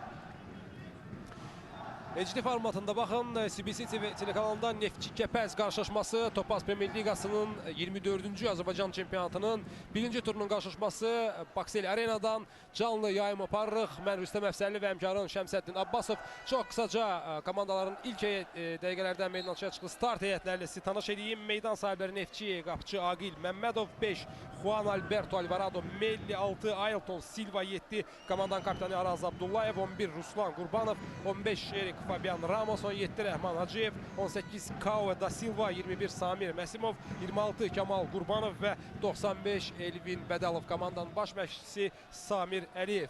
Kəpəzin heyəti ilə Rüstəm, icazə versən, Kəpəzin heyətini mən tamaşaçılarımıza təqdim edərdim. Qapıda 88 Tadas Simaitis meydan oyuncuları, 18 Tural Axundov komandanın kapitanı, 3 Tərlan Quliyev, 25 Şəhriyar Əliyev, 13 Şəhriyar Rəhimov, 5 Kərim Diniyev, 8 Budaq Nəsirov, 7 Junior Martins. Biz ona Juninho deyəcək. Birinci hissədə məhz belə danışdıq. Çünki 2 junior var Kəpəzin heyətində. Digər junior 10 nömrəli Braziliyalıdır Junior da Silva. Bax, ona biz junior deyərək sizlərə təqdim edəcəyik. 80 Tural Rzayev və 19 Aleksandr Sitnikdir. Komandanın baş məşqçisi tanınmış mütəxəssis Şahin Diniyevdir. Hakimlər briqadası referi baş hakim Fariz Yusifov, ona köməklər xətt hakimləri Nahid Əliyev və Knyaz Əmiraslanov, 4-cü hakim Ziya Nəsirov, AFA nümayəndəsi Ramiz Abdullayev, hakim inspektor Murad Məmmədov. Hər şey qaydasında, hər kəsin adını çəkdiyi 47-ci dəqiqə başa çatır Neftçi Kəpəz qarşılaşmasında oyunu izləyək. Rüstəm, bir daha xatırladaq ki, tamaşaçılarımıza bugün ölkə çempionatına start verilir və bu oyunla paralel olaraq daha 2 qarşılaşma keçirilir. Zirə çempionatın debütantı ilk hissədə üstün idi Azalla oyunda. İndi vəziyyət necədir? Birinci hissədən sonra elə hesab 1-0, orada da ikinci hissə yenicə başlayıb. Digər bir qarşılaşma isə Lənkəranda oynanılır. Mənə gəlir ki, bir neçə il əvvəl bu qarşılaşma baş tutsaydı, maraq ona birə-bir artmış olardı. Belə ki, Xəzər Lənkəranın və Inter'ın hansı qüvvədə olduğunu biz həmin illərdə çox gözəl bilirik. Lakin indi vəziyyət bir qədər dəyişib. Həmin görüşdə Xəzər Lənkəran Inter oyununda vəziyyət necədir? Birinci hissədən sonra artıq orada da 47-ci dəqiqə gedir. Hesab 2-0 meydan sahibləri Xəzər Lənkəranın xeyrinədir. Sanki burada qayda pozuntusu var idi, amma hakim oyunu davam etdirir. Və indi Fariz Yusifov çağırdı Juninho'nu yanına, etiraza görə ona sarı vərəqə göstərdi. Bu artıq Kəpəzin heyətində ikinci sarı vərəqədir, səhv etmirəmsə. Bəli, buna qədər birincisində Şəhriyar Əliyev də xəbərdarlıq almış. Təbii ki, hakimlə mübahisə etmək olmaz. Hakimlə ancaq ünsiyyətdə komandanın kapitanı ola bilər, yəni qaydalar bunu deyir. Aleksandr Sitnikə qarşı qayda pozulur və daha bir sarı vərəqə. Sarı vərəqə yaxşı getdi. Elvin Bədalov təhlükəli hücumun qarşısını aldığına görə Aleksandr Sitniki yerə yıxdığına görə sarı vərəqə ilə cəzalandırıldı. Yeri gəlmişkən qeyd etmək istərdim ki, bu Neftçinin heyətində də artıq ikinci sarı vərəqə oldu. Birinci hissədə komandanın kapitanı Araz Abdullayeva sarı vərəqə hakim tərəfindən göstərilmişdi. Vərəqələrin sayı çoxdur əslində, 4-cü artıq sarı vərəqə göstərildi, amma bu oyunun əslində kobud və yaxuddansa korrekt olmayan formada keçdiyinin göstəricisi deyil. Əksinə futbolçular çox hörmətlə yanaşırlar, hakimlərə də hörmətlə yanaşırlar. Çox səliqəli bir oyunun şahidiyik. Kərim Diniyev indi topu cərimə məncəsinə tərəf göndərdi. Orada tək qalmışdı Aleksandr Sitnik.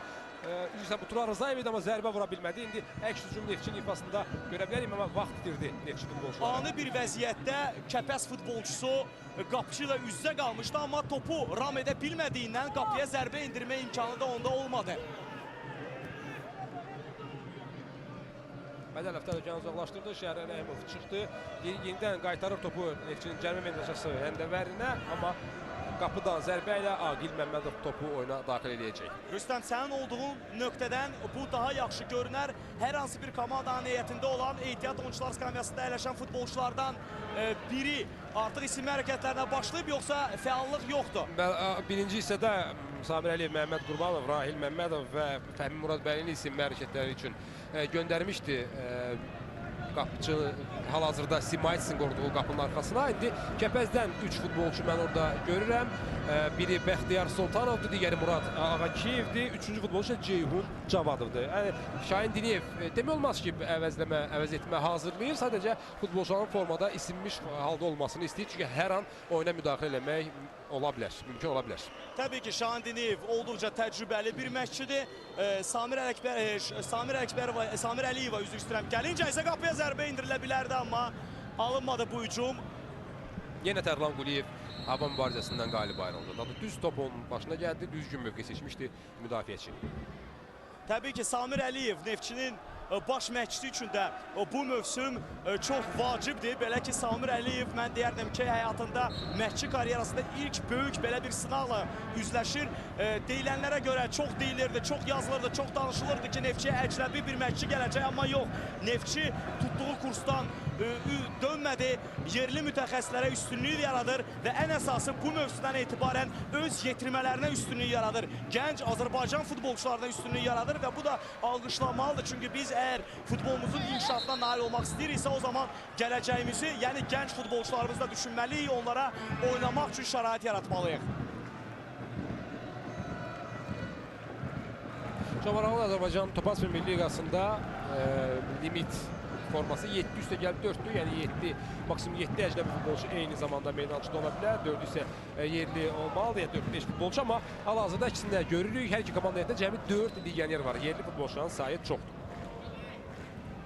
Meydan mərkəzində mübarizə gedir. Neftçi yenidən müdafiədən hücuma və yaxud da meydanın mərkəzində hücumu qurarkən çətinliklərlə üzləşir. Bu çətinliklər də Kəpəz yarım müdafiəsinin olduqca gözəl pressing tətbiq etməsi ilə bağlıdır. Necə düşünürsən Rüstəm? Bəli, Kəpəz ümumilikdə çox xoş təsir bağışlayır ilk dəqiqələrdə. Hər iki hissənin ümumiyyətlə ilk dəqiqələrində Kəpəz çox xoş təsir bağışlayır. Fasilədə Şahin Diliyevin göstərişləri özünü göstərir. Və indəki hücum yarıla bilər. Kərim Dileyev uzun ötürmə Sidnik əgər topa çatarsa təhlükə ola bilər. Sidnik cəmi meydançasının küncündə topu yaxalayacaq. Heç kim yoxdur onun yaxınında. İndi Tural Rzayev özünü çatdırdı. Topu da qəbul elədi. Xeyli vaxt istedi topu qəbul eləyənə qədər. Ayaltona keçmək mümkün olmadı. Və hücum ləngir yenidən cəhət Budaq Nəsirov. Fərdi hərəkətlər, amma Ramos yaxşı oynadı. Yenidən top Budaq Nəsirovdadır.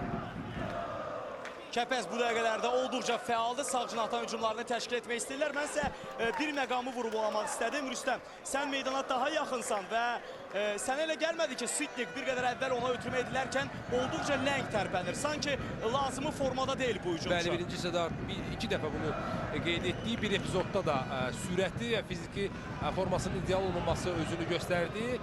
Güman ki, əlbəttə vaxt lazımdır müəyyən forma yığmaq üçün. Digər tərəfdən anlamaq lazımdır. Şahin Diliyevin əlində hücumçu mövqeyi, bu mövqe üçün alternativ yoxdur.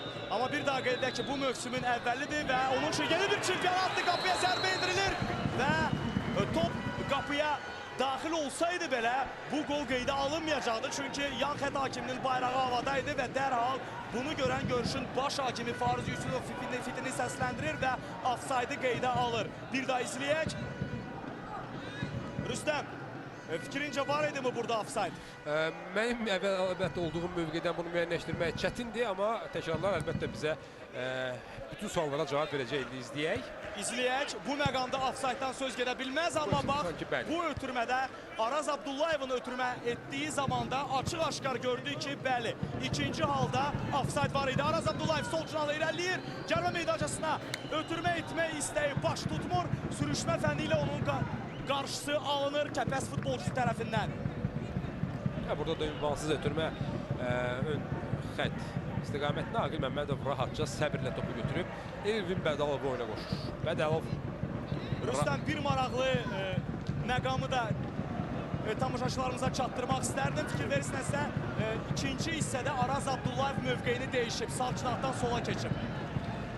Müasir futbolda ümumiyyətlə tendensiyada artıq baş məşqçilər cinah oyuncularını rotasiya edirlər. Ya fasilədə, ya hissələrdə, ya oyunun müxtəlif vaxtlarında.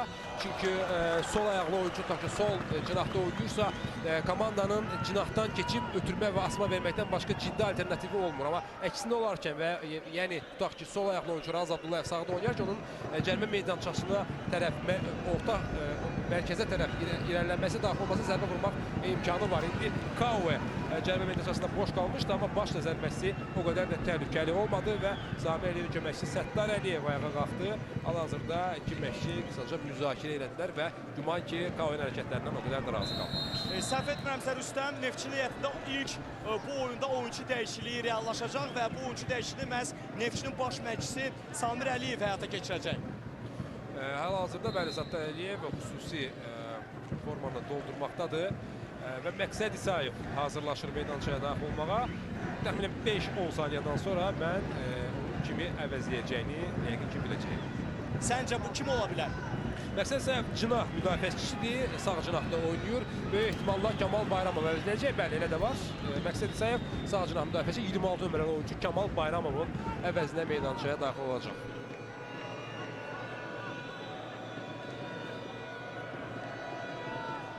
Kamal Qurbanov olar. Üzr istəyirəm, əlbəttə Kamal Qurbanov, üzr istəyirəm. Canlı yayım xüsusi özəlliklər var. Yəni tamaşaçılarımızdan da xahiş edərdik ki, bunu anlayışlı qarşılasınlar. Həmin Kamal Bayramov qolkiperin oynadığı komanda Zirə isə hal-hazırda 52-ci dəqiqədə Azal önündə 1-0 hesabı ilə irəlidədir. Paralel keçən qarşılaşmada digər gözdə Xəzər Lənkəran Interi 2-0 məğlubiyyətə uğradır.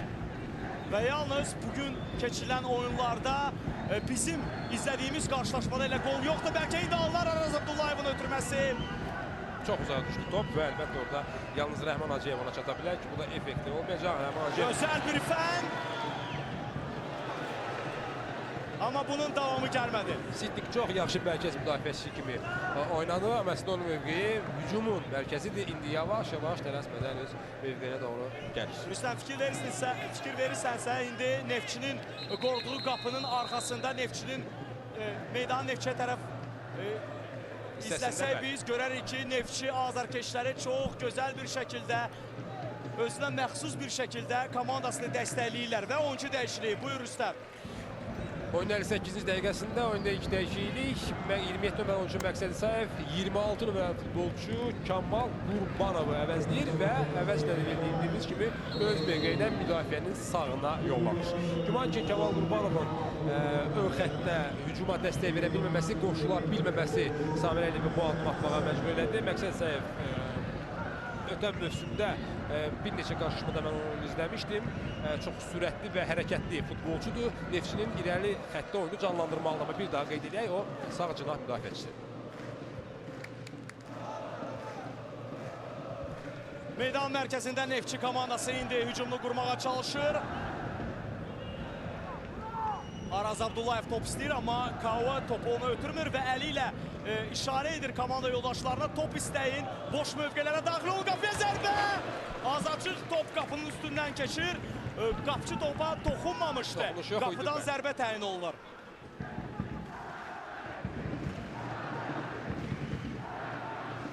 Epizodun təkrarını bir daha izləyək. Gözəl bir zərbə və təkrarda biz açıq-aşkar görürük ki, qapçı topa toxunmamışdı.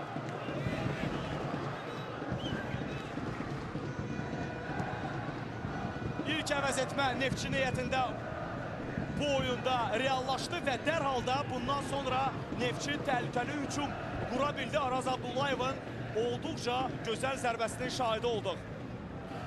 Kəpəzin ikisindəki fəallığı bir qədər düşdü. Xüsusən Dario Junior hal-hazırda topla oynamağa çalışan futbolcu fəal idi, amma onun da bir qədər hərəkətini itirməsi Kəpəzin ümumi oyuna təsir edildi. Araz Abdullayev sürətini eləməyə çalışılacaqdan Kauve açıldı. Topu qəbul edir. Araz Abdullayev özünü təklif edir yenidən. Kauve boş mövqe axtarır, zərbə vurmağa çalışır. Mübarizə. Budaq Nəsirov qalib ayrıldı. Top yenidən Araz Abdullayevdə, onun cərimə cəsələ ötürülməsi və yenidən Tərlan Quliyev topda birincidir.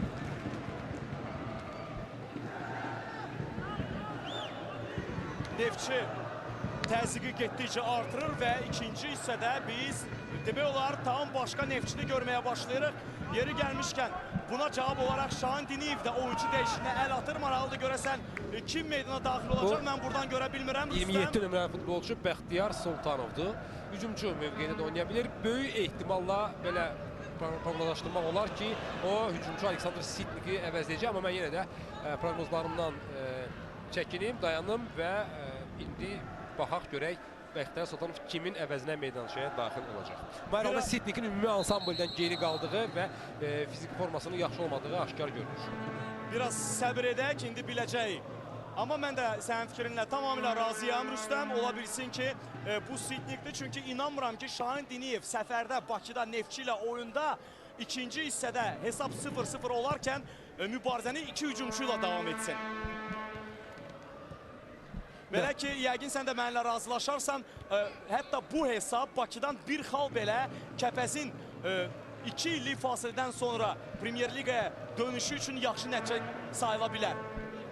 İlk tur əlbəttə komanda hər şeydən əvvəl uduzmaq istəməz və Kəpəz də meydançaya yəqin ki, uduzmamaq üçün həmçinin də onun üçün meydançaya çıxıb. Amma vəziyyətləməni mən dəqiqləşdirdim. 7 nömrəli oyunçu Juninho əvəzlənəcək. Onun əvəzinə 27 nömrəli futbolçu Bəxtiyar Sultanov daxil olacaq. Şəmsəddin bu bizim də işimizi asanlaşdırır. Artıq meydançada cəmi bir junior qalacaq.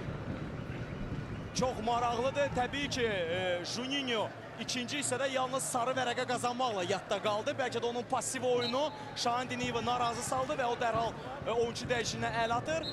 Biz bilirik ki, Bəxtiyar Sultanov cinahda da çox yaxşı oynaya bilər. Çox sürətli bir futbolçudur. Cinahda hücumçunun arxasında hər iki cinahda həmçinin bəli Junior meydançanı tərk edir. Junior Osvaldo Martins 33 yaşlı yarım müdafiəçi və onu Bəxtiyar Sultanov əvəzləyir. Sonuncu mövsümü Bəxtiyar Sultanov mövsümün yarısını Qəbələdə keçirmişdi. Futbolçunun 26 yaşı var, 1989-cu ildə doğulub, Bakıdakı oyunu ilə xüsusilə tanınıb bu futbolçu. Vaxtıyla Bəxtiyar Sultanovdan çox gözləntilər var idi. Güman edilirdi ki, daha güclü, iddialı komandaların şərəfini qoruyacaq. Lakin illər keçir və biz görürük ki, hazırda Bəxtiyar Sultanov 2 illik fasilədən sonra çempionatımıza qayıdan Gəncənin Kəpəz komandasının şərəfini qoruyur. Və dərhal canlandırmağa çalışır oyunu Bəxtiyar Sultanov. Mənə çox yaxın bir yerdə, yarım müdafiənin sağında oynayır və pressingi out qazandırdı heç olmasa komandasına. Diniyev. Səhvə yol verdi Araz Abdullayev, sürətli qoşmağa çalışdı, amma Şəhriyar Əliyev komanda yoldaşını sığortaladı.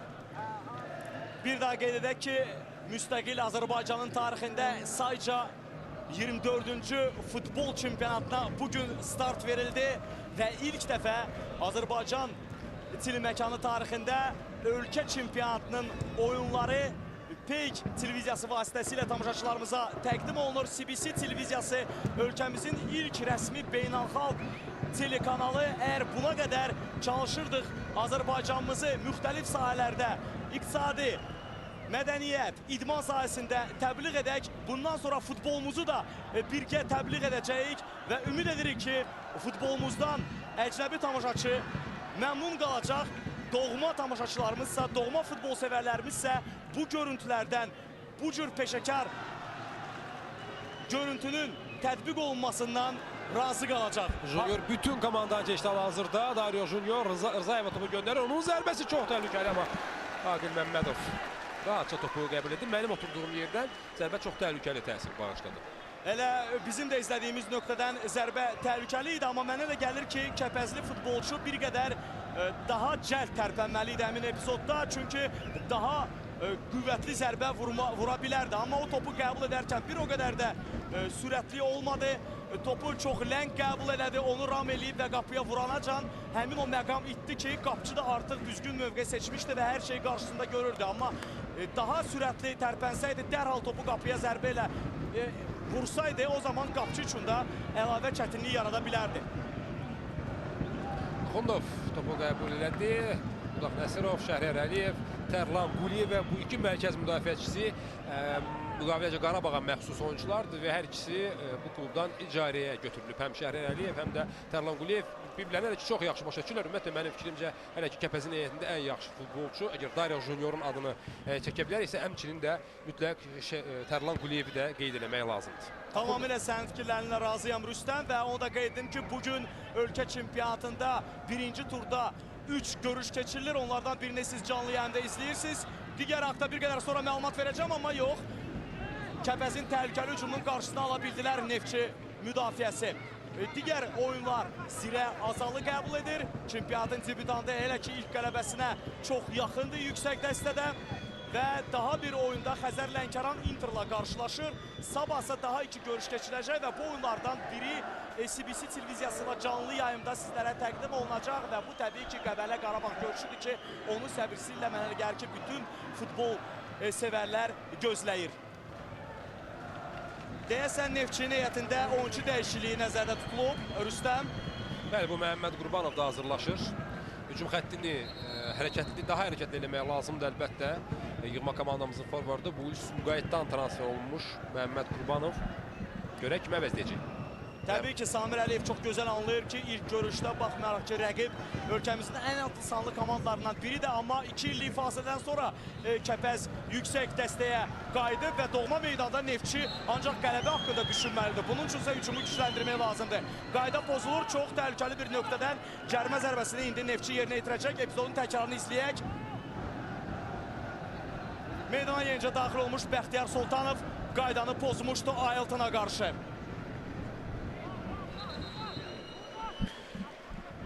Dəqiqləşdirildi dəyişiklik. Məhəmməd Qurbanov Samir Məsimovu əvəzləyəcək 21 nömrəli oyuncu. Güman ki, onun çıxışı ilə Ruslan Qurbanovun cinahda oynaması, Məhəmməd Qurbanov isə hücumun sivri ucuna yollanması gözlənilir. Rüstəm hazırda bizə Samir Əliyevin Məhəmməd Qurbanovla ünsiyyəti göstərildi. Bu epizodlara baxdıq. Sən heç nə eşidə bilmədin ki, Məhkin nə tapşırır futbolçuya? Həmin anda mən əvəz etməni dəqiqləşdirməklə məşğul idim. Bəli, Samir Məsimov meydançanı tərk edir və Ruslan Qurbanov, Məhəmməd Qurbanov üstürəm oyuna daxil olacaq. Hələ ki, işarə verməyib, bəli, Paris Yusuf işarəsini verdi və Samir Məsimov meydançanı tərk edir. Neftçidə ikinci əvəz etmə reallaşır və qalan vaxtda Məhəmməd Qurbanov Neftçi niyyətində mübarizəni davam edəcək. O, Samir Məsimovu əvəz elədi. Son anda Samir Əliyev komandanın baş məşqçisi Məhəmməd Qurbanova cərimə meydançasının qapıçının yanına getməyi tapşırdı. Cərimə zərbəsi yerinə yetirirək. Cərimə zərbəsini isə etiraf edək ki, Neftçi futbolçuları çox uğursuz bir şəkildə yerinə yetirdilər və bu hücum heç nə ilə yadda qalmadı. Ümumiyyətlə hazırda hesab 0-0'da, amma Rüstəm, mən istərdim qeyd edim ki, bu komandalar Azərbaycan çempionatında ən çox vurmuş komandalardır, ən çox gol vurmuş komandalardır. Tarixə nəzər salsaq, bu statistika səndə varmı? Varsa mənə maraqlı olardı. Biz bunu tamaşaçılarımıza təqdim edək. Kəpəz Azərbaycan çempionatlarında 3-cü ən çox gol vuran komandadır.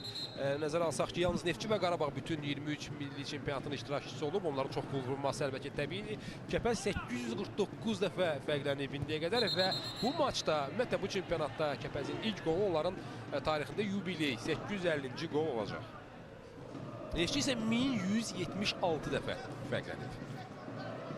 Bu məlumatlara görə sənə təşəkkür edirik Rüstəm və ümid edək ki, bugün də biz vurulan qolların şahidi olacaq. Çünki futbolun bəzəyi nədir? Təbii ki, gözəl oyun, gözəl meydança, gözəl ab-hava, amma futbolun yaraşığı olan qoldur və məhz stadiona gələn tamaşaçılar, oyunu televiziya vasitəsilə izləyən tamaşaçılar, baxmayaraq ki, görüntü də olduqca idealdır, yüksək peşəkarlıqla həyata keçilir, amma futbolun gözəlliyi, yaraşığı qoldur və bütün tamaşaçılar elə biz də onların daxilində yalnız və yalnız komandalardan vurulan qolları gözləyirik.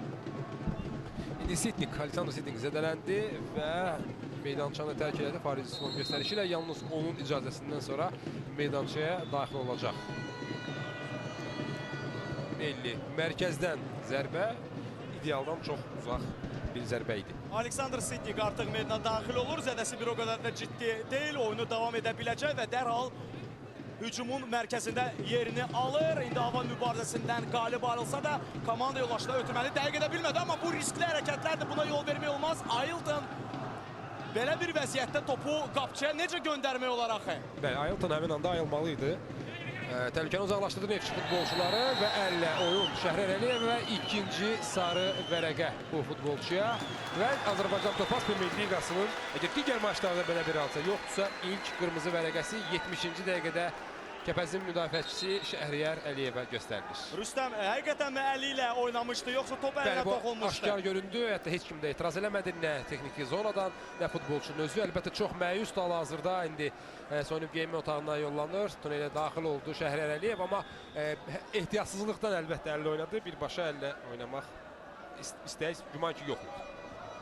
Bu cür vəziyyətdə komandanı belə vəziyyətdə bəli, sözsüz, açıq-aşkar epizodun təkrarını gördük. Biraz fasilə verdim, gözlədim, amma nədən bunu etdin Şəhriyar? Komandanı çox dar bir vəziyyətdə qoydun. Səfərdə Neftçiyə qarşı oynayırsınız. çox gözəl bir nəticə göstərməyə yaxınsız 0-0 Bakıdan bu hesab, bu nəticə Kəpəz və Gəncə azarkeşlərini razı sala bilər, amma çox çətin bir vəziyyətə saldı komandasını Şəhriyar Əliyev. Mənə gəlir ki, əsəblərini ram edə bilmədi. Təcrübəsizlik, əsəb, bunu nə ilə bağlamaq olar Rüstəm? Əlbəttə oyunun gərginliyi öz yerində. İkinci sarı vərəqə ehtiyatsızlıqdan idi. Həm də futbolçunun əlbəttə uzun müddət oynamamasında, Qarabağ heyətində oynamamasında qeyd eləməyə dəyər. Dərhal Şahin Liyev reaksiya verdi bu məsələyə, oyunçunun qırmızı vərəqə almasına və Turan Rzayev indi meydançadan çıxacaq. Onu Azad Kərimov 15 nömrəli futbolçu əvəzləyəcək. Yəqin ki, artıq bəlli oldu ki, futbolçu müdafiənin mərkəzində oynayacaq. Və hazırda birinci hissədə biz bunu qeyd etmişdik. Oyun öncəsi komanda nümayəndələrinə də bildirilmişdi ki, hər hissədə yay ayı olduğu üçün görüşün baş hakimi su içmək üçün fasilə yaradacaq. Belə bir imkan yaradacaq futbolçular üçün. Biz isə onu qeyd edə bilərik ki, Kəpəzin heyətində ikinci əvəz etmə, taktiki əvəz etmə olmadı.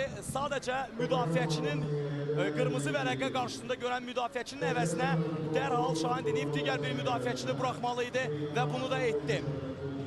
Rüstəm, səncə bu vəziyyət, bu hal oyunda həlledici bir nöqtə kimi qəbul oluna bilərmi? Yəni hazırda Kəpəz azlıqdadır və Neftçi bundan təbii ki çalışacaq yararlanmağa. Qarşıdakı dəqiqələrdə bizi nə gözləyir? Şübhəsiz ki 90-cı dəqiqədən sonra biz əlbəttə son dəqiqədən sonra biləcəyik ki, bu nə dərəcədə öz maça təsir göstərdi, amma son 20 dəqiqəni hakimin əlavə edəcəyi dəqiqələri də nəzərə alsaq, 20 dəqiqədən bir qədər artıq vaxtı Kəpəzin Neftçi qarşısında 10 nəfərlə keçirməsi, şübhəsiz ki bu komandanla belə oynamaq çox çətin olacaq. İndi görək necə çıxacaqlar bu sınaqdan Gəncəli futbolçular, Gəncə futbolçuları. Və reportajın lap əvvəlində biz qeyd etmişdik ki, Gəncədən də Bakıya azarkeşlər gəliblər və indi komandanın çətin durumunda olmasına baxmayaraq onlar durmadan Kəpəzi alqışlayırlar və bunu biz indi şahidi olduq. Qapçı zərbəsi ilə indi topu oyuna daxil edəcək Kəpəzin qalkiperi Tadas Simaitis. Hava mübarizəsində qayda pozulmuşdu Aleksandr Sidnik tərəfindən.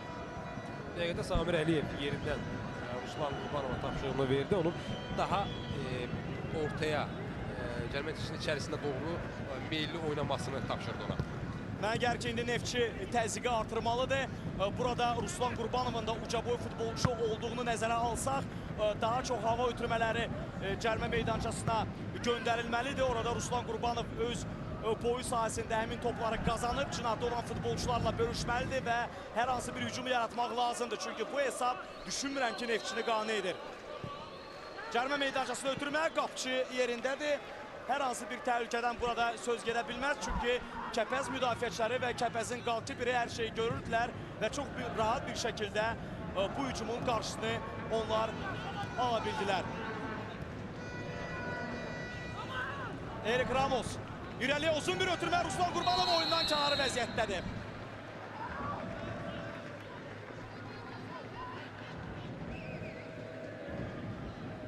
Gəlin indi epizodun təkrarını gözləyək. Oyundan kənar vəziyyət zənnimcə burada var idi. Belə ki, Ruslan Qurbanov bəli, həqiqətən də azacıq da olsa sanki rəqib müdafiəçilərindən öndə idi və qapıya daha yaxın idi.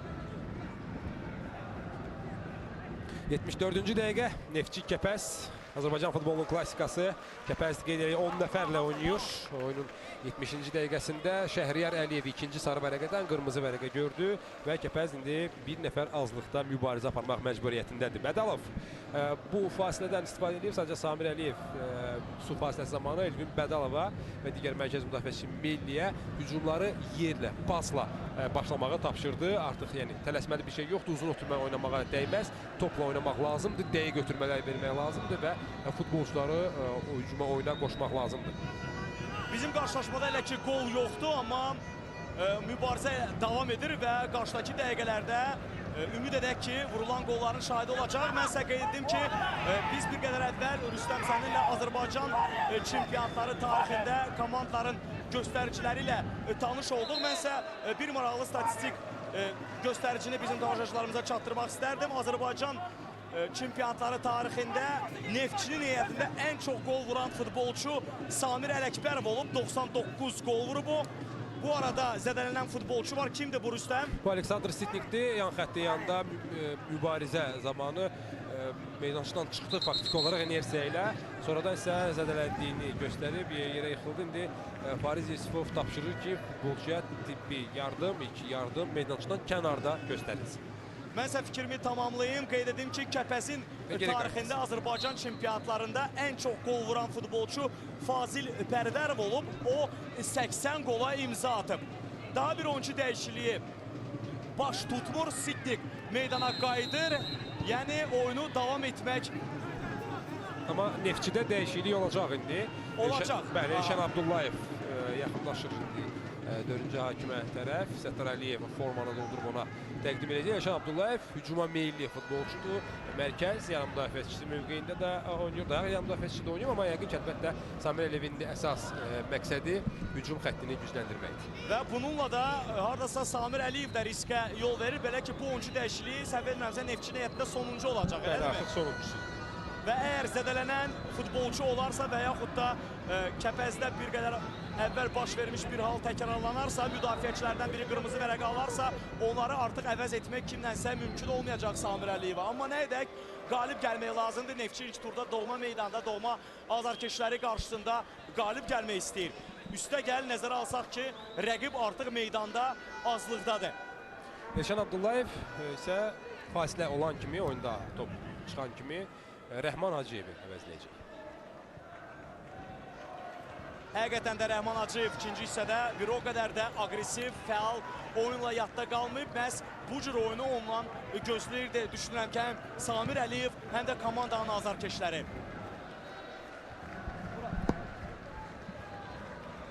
Top meydanı tərk etmir. Amma belə riskli hərəkətlərə yol vermək olmaz. Gənc Məqsəd İsayeva rəqibini keçməyə cəhd göstərdi. Halbuki topu itirsəydi, çox təhlükəli bir vəziyyətlə üzləşəcəkdi Neftçi. Rəhman Hacıyev meydançanı tərk edir oyunun 78-ci dəqiqəsində və onu Elşən Abdullayev əvəzləyir. Samir Əliyev ona orta xəttin mərkəzində oynamaq tapşırığı verdi. Kəpəzi də dəyişikliyə hazırlanır. Şahin Əliyevin hal-hazırda Murad Ağakişiyevə son tapşırıqlarını çatdıracaq. O fiziki durumu yaxşı olmayan və bundan bir neçə dəqiqə əvvəl də zədələnərək meydançadan çıxan Aleksandr Sitniki əvəzləməlidir. Amma unutmayaq ki, vaxtilə Murad Ağakişiyev Azərbaycan çempionatının ən yaxşı futbolçularından biri sayılırdı. Yığma komandanın da üzvü idi. Və Kəpəz də əslində onun karyerasını bərpa eləmək mənasında, işte yığma komandaya, kim bilir, yığma komandaya qayıtmaq mənasında tramplin rolu oynaya bilər, ilk addım ola bilər. Sitnik əvəzlənir, çalışdı, mübarizə apardı, orta xəttə müdafiəçiyə köməyə gəldi, istər standart vəziyyətlərdə, istər adi oyun epizodlarında, amma bir daha qeyd edir, Aleksandr Sitnikin artıq çəkisinin olduğu və tam ideal formadan uzaq olduğu görünür. Murad Ağakişiyev isə ön xəttdə hərəkətlilik gətirməlidir. Nəzərə alsaq ki, Kəpəz 10 nəfərlə, bir nəfər azlıqdadır. Ola bilər ki, nadir əks hücumlar yaranarsa, belə bir imkan düşərsə, Murad Ağakişiyevin sürətindən Kəpəz istifadə etməyə çalışacaq. Amma sənə elə gəlmir ki, ola bilər ki, bir qədər əvvəl Aleksandr Sitnik zədələnmişdi. Bu əvəzləmə məhz onun zədəsi ilə də bağlı ola bilər. Zədə ilə bağlı deyil, çünki çəkimlərin də köməyinə ehtiyacı olmadı. Qayıtdı, mübarizə apardı. Yorulduğu aşkar görünür. Murad Ağakişiyev meydandadır.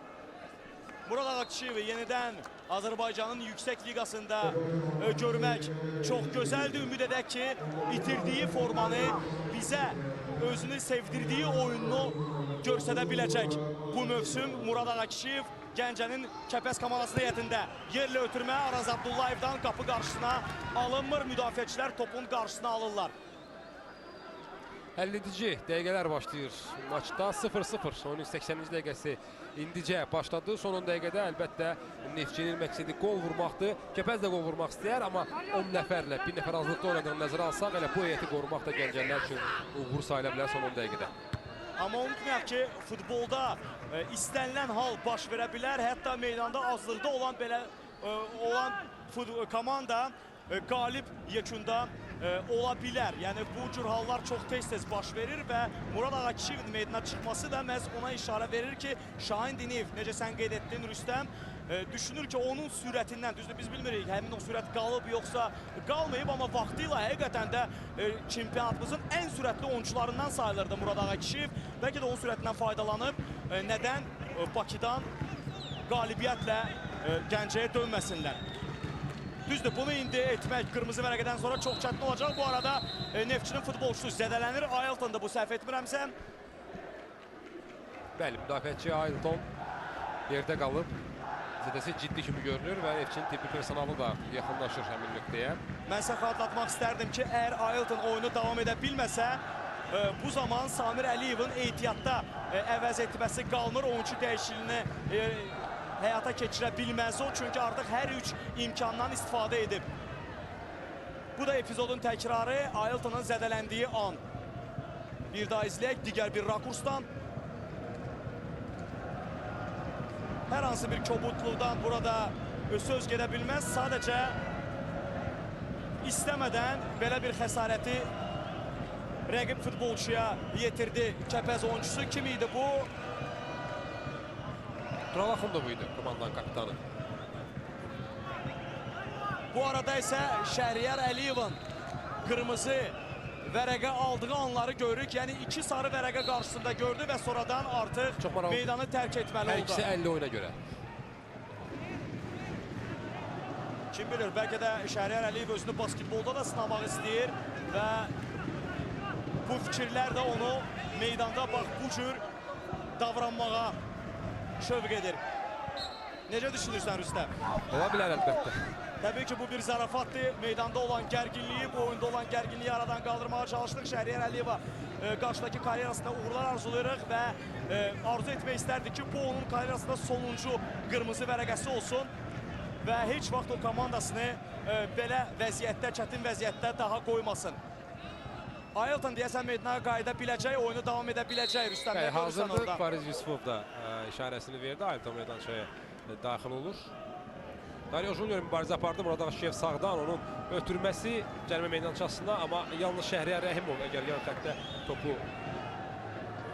saxlaya bilsəydi, ki ola bilərdi. Neftçinin əks hücumu yarana bilər. Elşən Abdullayev. Ramos. Ramos uzun oynuyor. Məhəmməd Qurbanova tərəf qarşısında Tərlan Quliyev var, amma Tərlan Quliyev 83 dəqiqədir ki, səhvsiz oynayır. Halbuki Məhəmməd Qurbanov biraz əvvəl meydana daxil olub, gücü tam özündədir, yəni güc itirməyib, indi meydana daxil olub və burada onun üstünlüyü var idi, amma biz gördük ki, bu üstünlük heç nə ona gətirmədi. Murad Ağakişiv sağ cinahda oynayır, Junior hücumu davam etdirir. Ailtona qarşı iki Braziliyanın qarşı durmasını izləyirik. Çox gözəl keçdi Junior. Gəncəli Braziliyalı, belə demək mümkünsə, qalib çıxır, qapıya zərbə. Top az fərqlə qapıdan aralı keçərək meydanı tərk edir. Şahin Diniyevin də reaksiyasını izləmək çox maraqlı idi. Bəli, komandası qola çox yaxın oldu. Çox həyəcanlı görünür Şahin Diniyev əlbəttə. İstərini cəlovlaya bilmədi, bir an ayağını da yerə vurdu. Çox yaxın idi əlbəttə Kəpəz hesabı açmağa da dəqiq zərbə vurmaq lazım idi. O zərbəni vuran onun oğlu idi. Kərim Diniyev, bəli. Yəqin ki, bundan sonra məşqlərdə qalıb atasının tapşırığına əsasən bax bu cür zərbələri əlavə olaraq yerinə yetirəcək ki, bu cür imkanlar daha boşa verilməsin Kəpəzdə. Çünki Kəpəzə təbii ki, bu çempionatda həmişə Kəpəz yüksək nəticələr uğrunda mübarizə aparıb və düşünürəm ki, bu çempionat da istisna olmayacaq. Baxmayaraq ki, 2 illik fasilədən sonra Kəpəz yenidən yüksək liqaya qayıdıb. Ümumiyyətlə, Kəpəzin şansını dəyərləndirərkən, bax artıq biz oyunu gördük, nə isə söyləyə bilərik Rüstəm. Bu mövsüm Kəpəzdən Gəncə azarkeşləri və ümumən bu komandanın Azərbaycanda olan azarkeşləri nə gözləyə bilərlər, səncə? Əlbəttə, çox erkən indidən komandanın oyununa da, durumuna da qiymət vermək. Bir daha növbəti dəfə mən bunu vurgulamaq istəyirəm. Mövsümün əvvəlidir. İlk maçda adətən futbolçular fiziki tam ideal formada olmurlar. Amma çalışırlar, çox enerjili olmağa, yəni çox çalışqan futbol göstərməyə edirlər. Amma bir daha Kəpəz azarkeşləri mənə ki, Şahin Diniyev kimi baş məşqçinin kürəyi arxasında özlərini çox arxayın hiss edə bilirlər. Bu Kəpəzdən bu tür çempionatda nəsə gözləməyə dəyər, yaxşı nəticələr gözləməyə dəyər. Ən azı 85 dəqiqə oynanan futbol belə danışmağa vadar edir.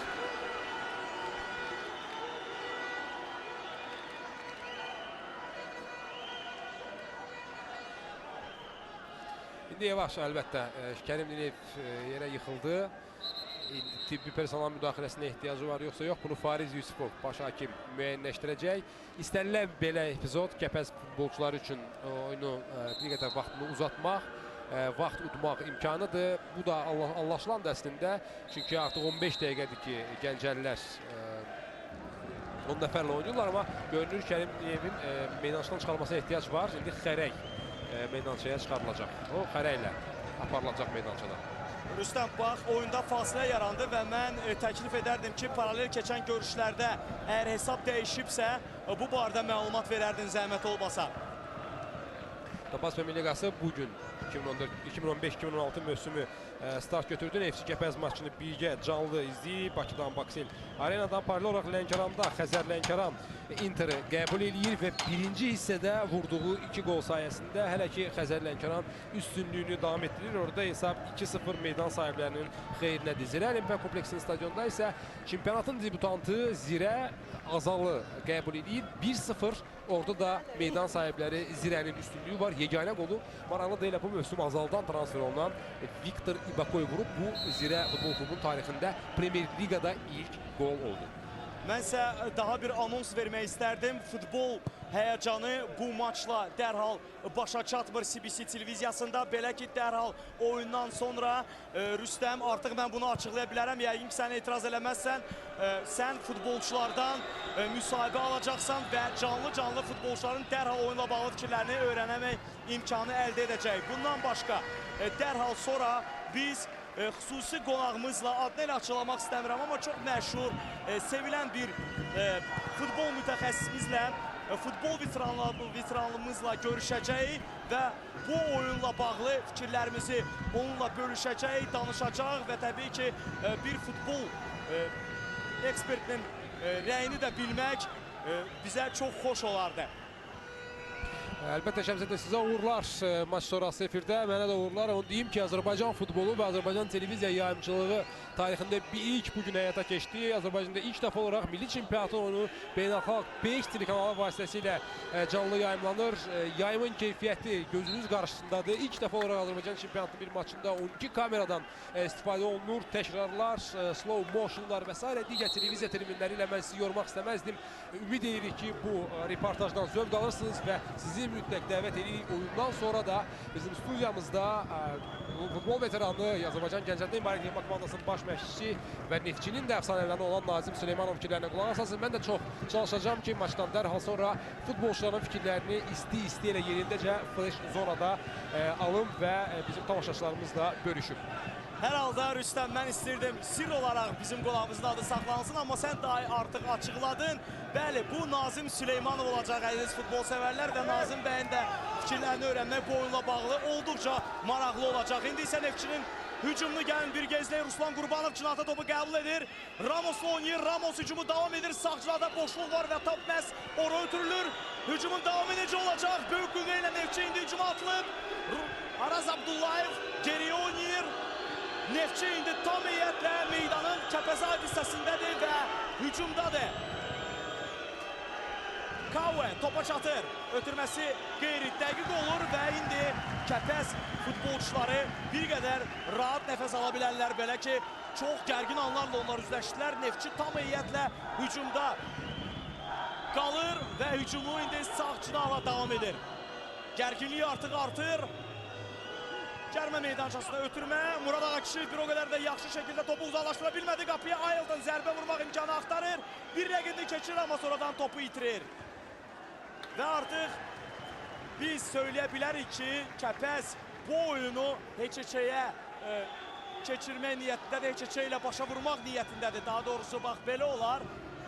Çünki komanda meydanda asılıqdadır, topu qazandılar, amma hücuma keçmək haqda heç düşünmədilər. Sadəcə qüvvətli zərbə ilə topu meydanın rəqibi hadisəsində göndərdilər.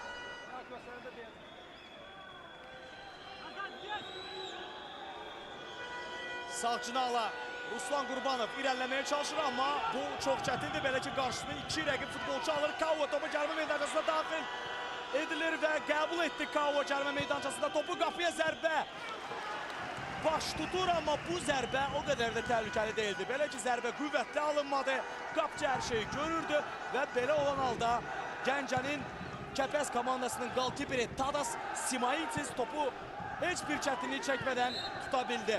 Yeri gəlmişkən artıq 4-cü ehtiyat hakim bizə təqdim edir. Neçə dəqiqə oyuna əsas vaxtına əlavə olunur? 4 dəqiqə, daha 4 dəqiqə və bu 4 dəqiqə ərzində Neftçi təbii ki qol vurmağa çalışacaq.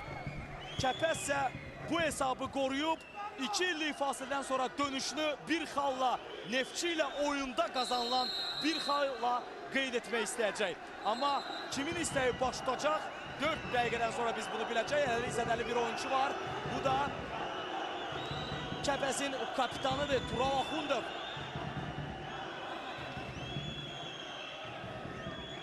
Bax, bu epizodun sonunda zədələnir. Hava mübarizəsində rəqibi ilə toqquşur, amma ayağa qalxır və oyunu davam edir. Gəncə komandasının kapitanı Murad Ağakişiyev topu qəbul etdi. Ailton onun qarşısını kəsir, amma Murad Ağakişiyev ötürməni irəliyə bugün olduqca xoş təsir bağışlayan Junior da Silva ötürür. Təbii ki, Junior tək başına Neftçi müdafiəsi ilə mübarizə aparmaq ona olduqca çətindir və topu yekunda o itirir. Erik Ramos tələsir, autu özü yerinə yetirir. Artıq son 10 dəqiqə ərzində neçənci dəfə biz görürük ki, Neftçi tam heyətlə meydanın rəqibi hadisəsində keçir. Yalnız qapçı Aqil Məmmədov indi meydanın Neftçi hadisəsində tək başına qalıb.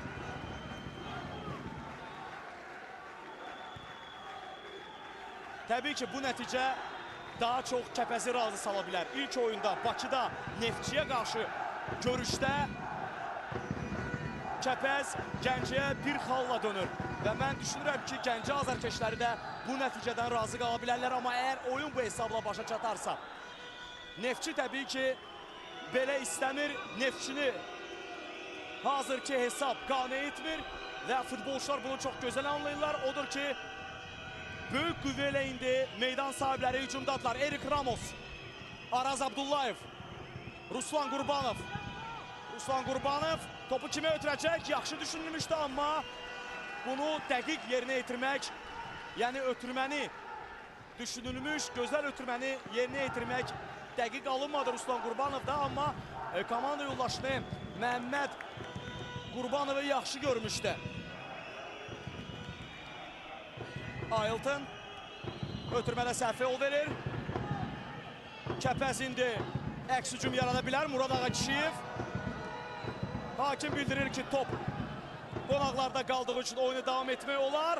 Daha bir top itkisi. Erik Ramos burada topu rəqib komandadan oğrayır və komandasının hücumuna başlayır. Kavı çox səliqəsiz bir ötürmə edir, amma Ramos yenidən topu Neftçi üçün qazanır. Özü irəliyir, geriyə oynayır. Ruslan Qurbanov, sağda boşluq var və top məhz həmin zonaya ötürülür, amma burada əhsən Kəpəz komandasının müdafiə xəttinə. Junior da Silva əlavə olunan sonuncu dəqiqə gedir. Vaxt saniyələr getdikcə tükənir və bu arada qayda pozulur. Ramossa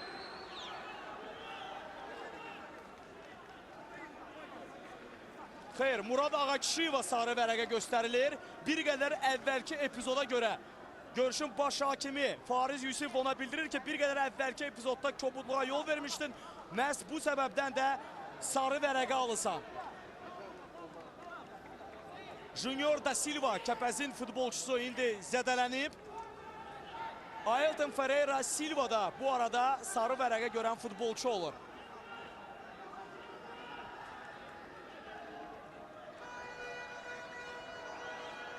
Epizodun təkrarını izlədik. Junior da Silva aksiyaraq ayağa qalxır. Daha doğrusu ayağa qalxır, sonra aksamağa başlayır, amma meydanı tərk etmir. Uzun hava ötürməsi və bununla da hörmətli futbol sevərlər, Azərbaycan futbol tarixində ən yadda qalan, ən gözlənilən ən tarixi qarşıdurmalarından biri olan Neftçi Kəpəz görüşü yekunlaşır. 0-0. Bu oyunda gol olmadı, amma gözəl mübarizənin şahidi olduq. Güman edirik ki, qarşıdakı oyunlarda da həm Neftçi, həm Kəpəz bu cür mübariz futbol nümayiş etdirəcəklər. Hər iki komandaya uğurlar arzulayırıq, amma əziz futbol sevərlər, biz ayrılmırıq. Bir qədər sonra həmkarım Rüstəm Əfsərliyə sözü ötürəcəm və o hazırda meydanda olan futbolçularla ünsiyyət yaradacaq. Rüstəm, buyur, söz səndədir. Axşamınız xeyir olsun bir daha. Neftçi Kəpəz maçını birgə izlədik. Çox maraqlı